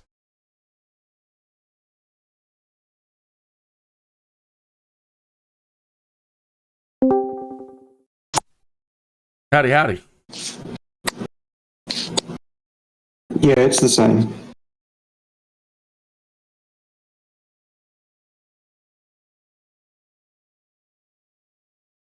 I can hear you.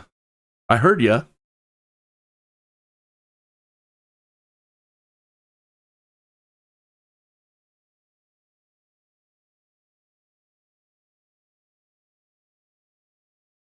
Cool. Ah, and you ended again.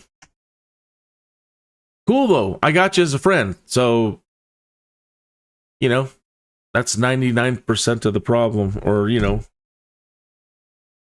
Sorry, I'm getting slap happy.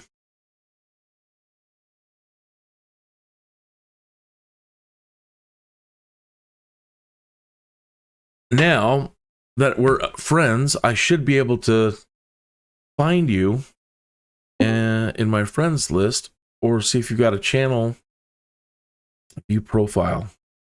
Cool, though. I got you as a friend. So that's 99% of the problem. Or, you know. Sorry, I'm getting slap happy.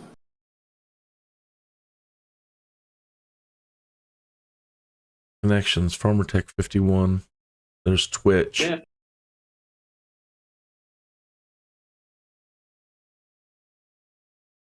Send reaction, reply.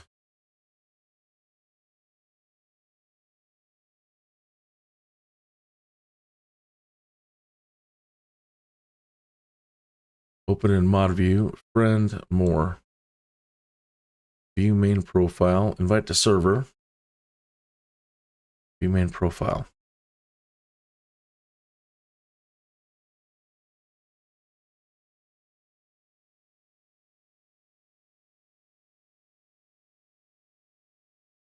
Okay, so it says you were, if I'm reading this right, it's telling me that you were doing Farming Simulator 2 days ago, Simulator 3 days ago, NASCAR Heat 3 days ago.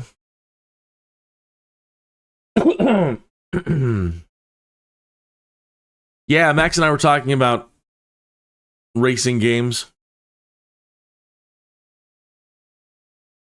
I didn't know how to explain NASCAR, or really, either way. I was telling about the Indianapolis 500 this weekend. My wife came out and told me this morning, "Hey, did you know that the Indianapolis 500 was this weekend?" No, honey, I had no idea. I don't really watch stuff like that. And she goes, "Well, Oscar Mayer is going to race 6 different Wienermobiles this weekend at the Indianapolis 500 track. That's going to be interesting.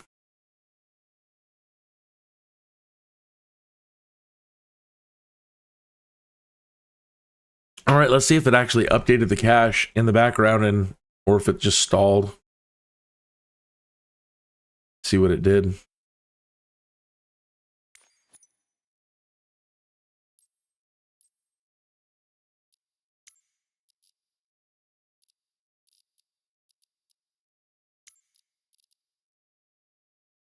It didn't do anything. It did not adjust the cache.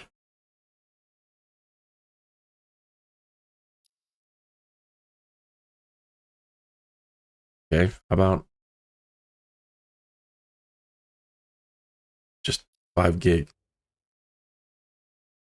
Okay, that was fast.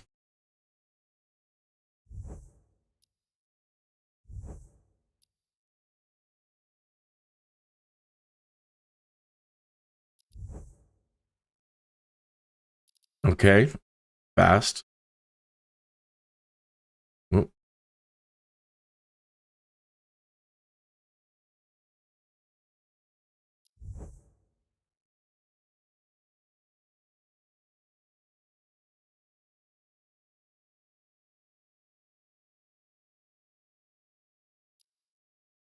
Current data consumption, 566 gigs.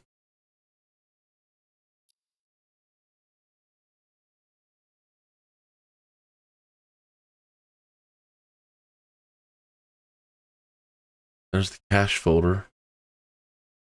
But I don't see any files in it. Cache new.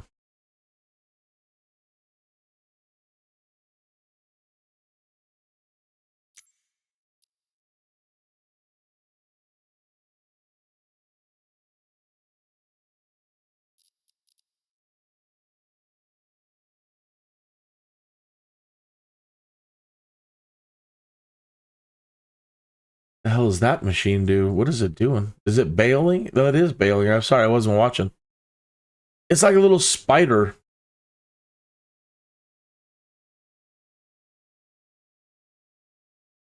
Yeah, that's what exactly it reminds me of. A spider in the fly. I've got you now.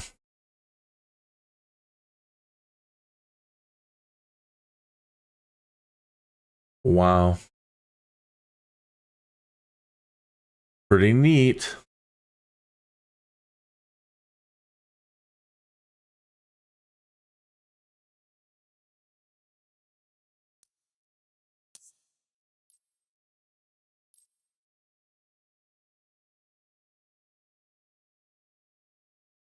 Oh yeah, Kentucky.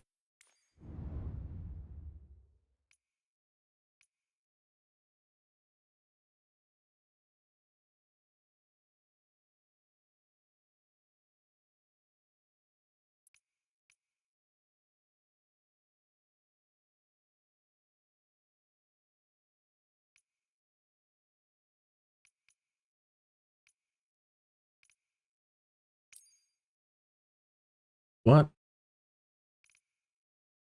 Kentucky Speedway.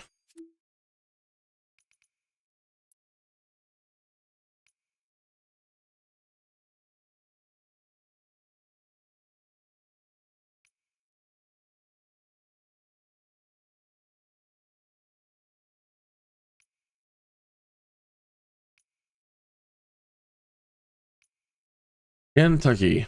Kentucky Creek Landing. Kentucky Dam.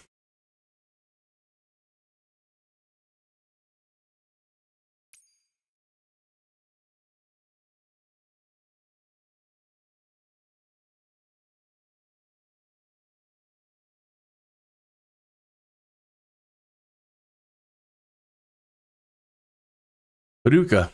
I've always heard the name Paducah. I just never knew where it was at. Now I know.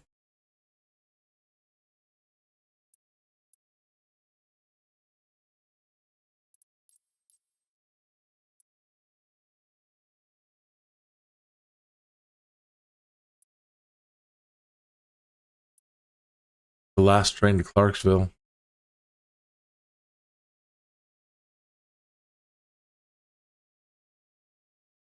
LOZ.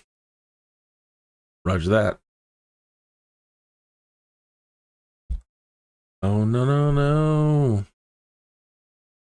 Don't know if I'm ever going home.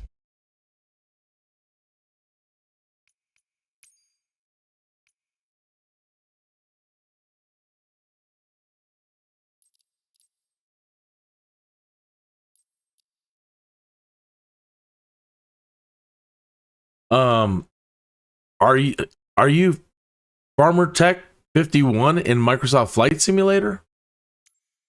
Let me add you as a friend in here too. You got 2024. Add friend. Kentucky Fried Chicken? Yes, exactly, Max. Kentucky Fried Chicken. You nailed it. Home of the Colonel.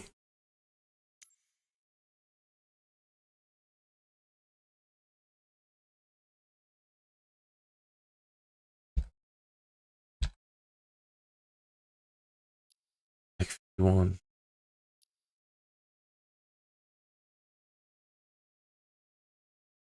And the name of the friend. Yeah. Friend request sent. Oh, yeah, yeah. As far as chicken goes, yeah, Kentucky Fried Chicken ain't so bad. It's not shabby. I grew up eating the stuff. I love it. I get a dang craving for that stuff so bad sometimes. And I'm a pretty good cook, and I'm good with fried chicken. It's just not Kentucky Fried Chicken. Fried chicken. What's going on here? Brown Swiss. Doing some nighttime work, huh? Oh, just putting it away.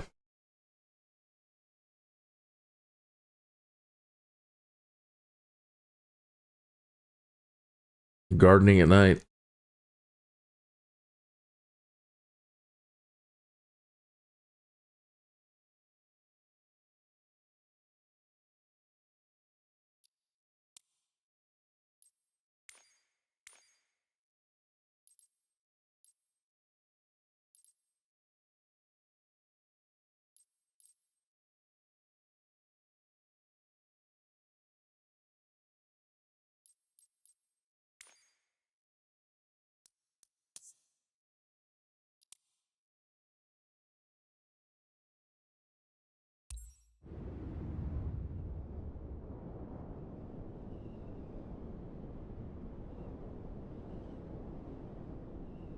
Wow, that was a dramatic increase in profit, or work and productivity and profit, or whatever that chart was.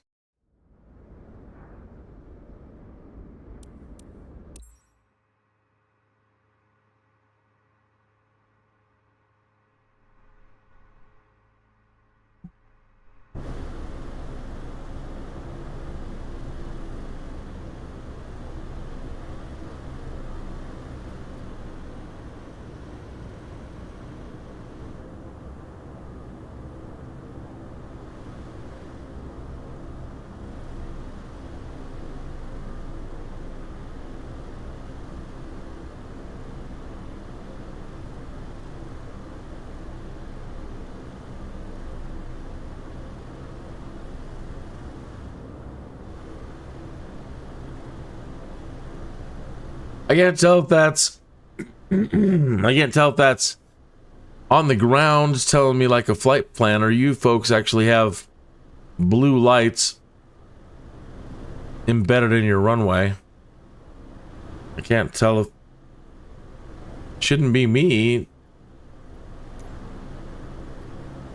There's no flight plan or anything.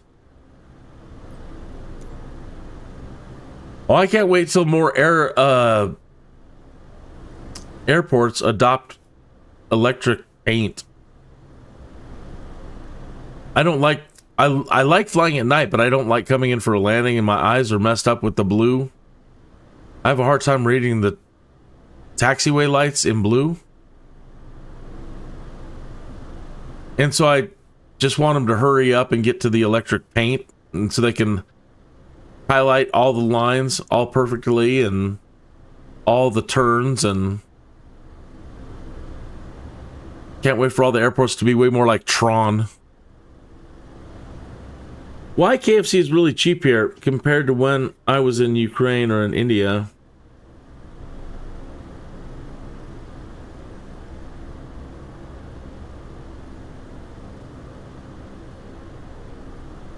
Okay, so it's just the simulator.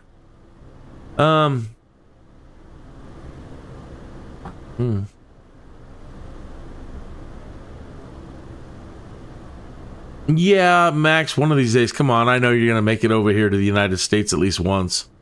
You'll get to try good KFC. I can't imagine that it's too different.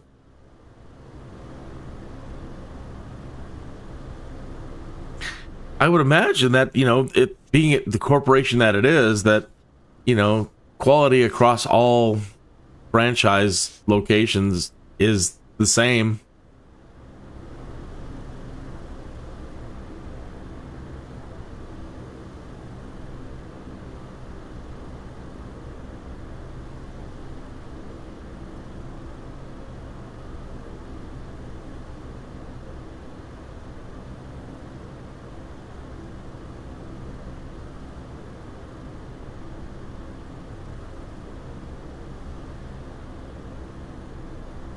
All right, well, I hope you guys don't mind that. I know Max will understand. I'm getting awful tired after all of my streaming last night and then this bust today. And I'm going to go ahead and call it an afternoon, and I'll probably be back at some point tonight doing something. I'm not sure what yet. Maybe back to SimCity. Maybe I'll get back to Bannerlord, something. And I'll be looking out for you, Farmer Tech 51, and again, we're all friends now, so I can see you there, and see you soon. So, if I don't see you, have a fantastic weekend.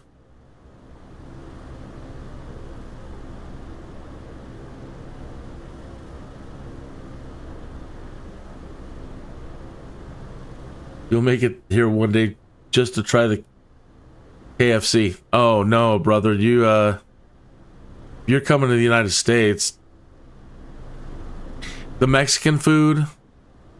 And it really doesn't matter where in the United States, there's somebody that's got good Mexican food. The barbecue.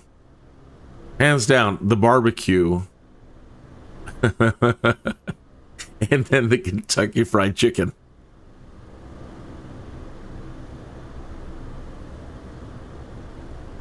Oh, don't worry. When I end up passing out, I pass out. I may not have regular sleep patterns. Christine says that I'm on medieval time.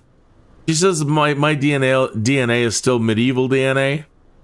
So I guess back in the day, people in the Middle Ages, after sundown and dinner, they would go to sleep for a while, then they would wake up, and then they would work from like midnight until 3, 4 in the morning. Then they go back to sleep, then they wake up around 10, then they start their day. But yeah, in the Middle Ages, insomnia wasn't, a thing. People, and that's more like me. That is way more like my sleeping pattern. It's really strange. Grandkids coming over. Hey, that's awesome. Oh, of course. See you when I see you then. All right. I'm going to go ahead and shut her down. Bring that ending screen up. Splash.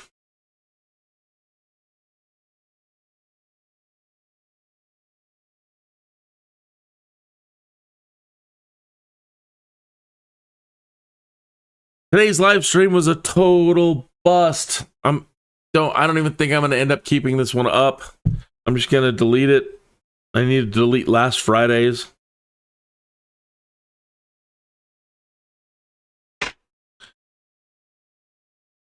This show not sponsored by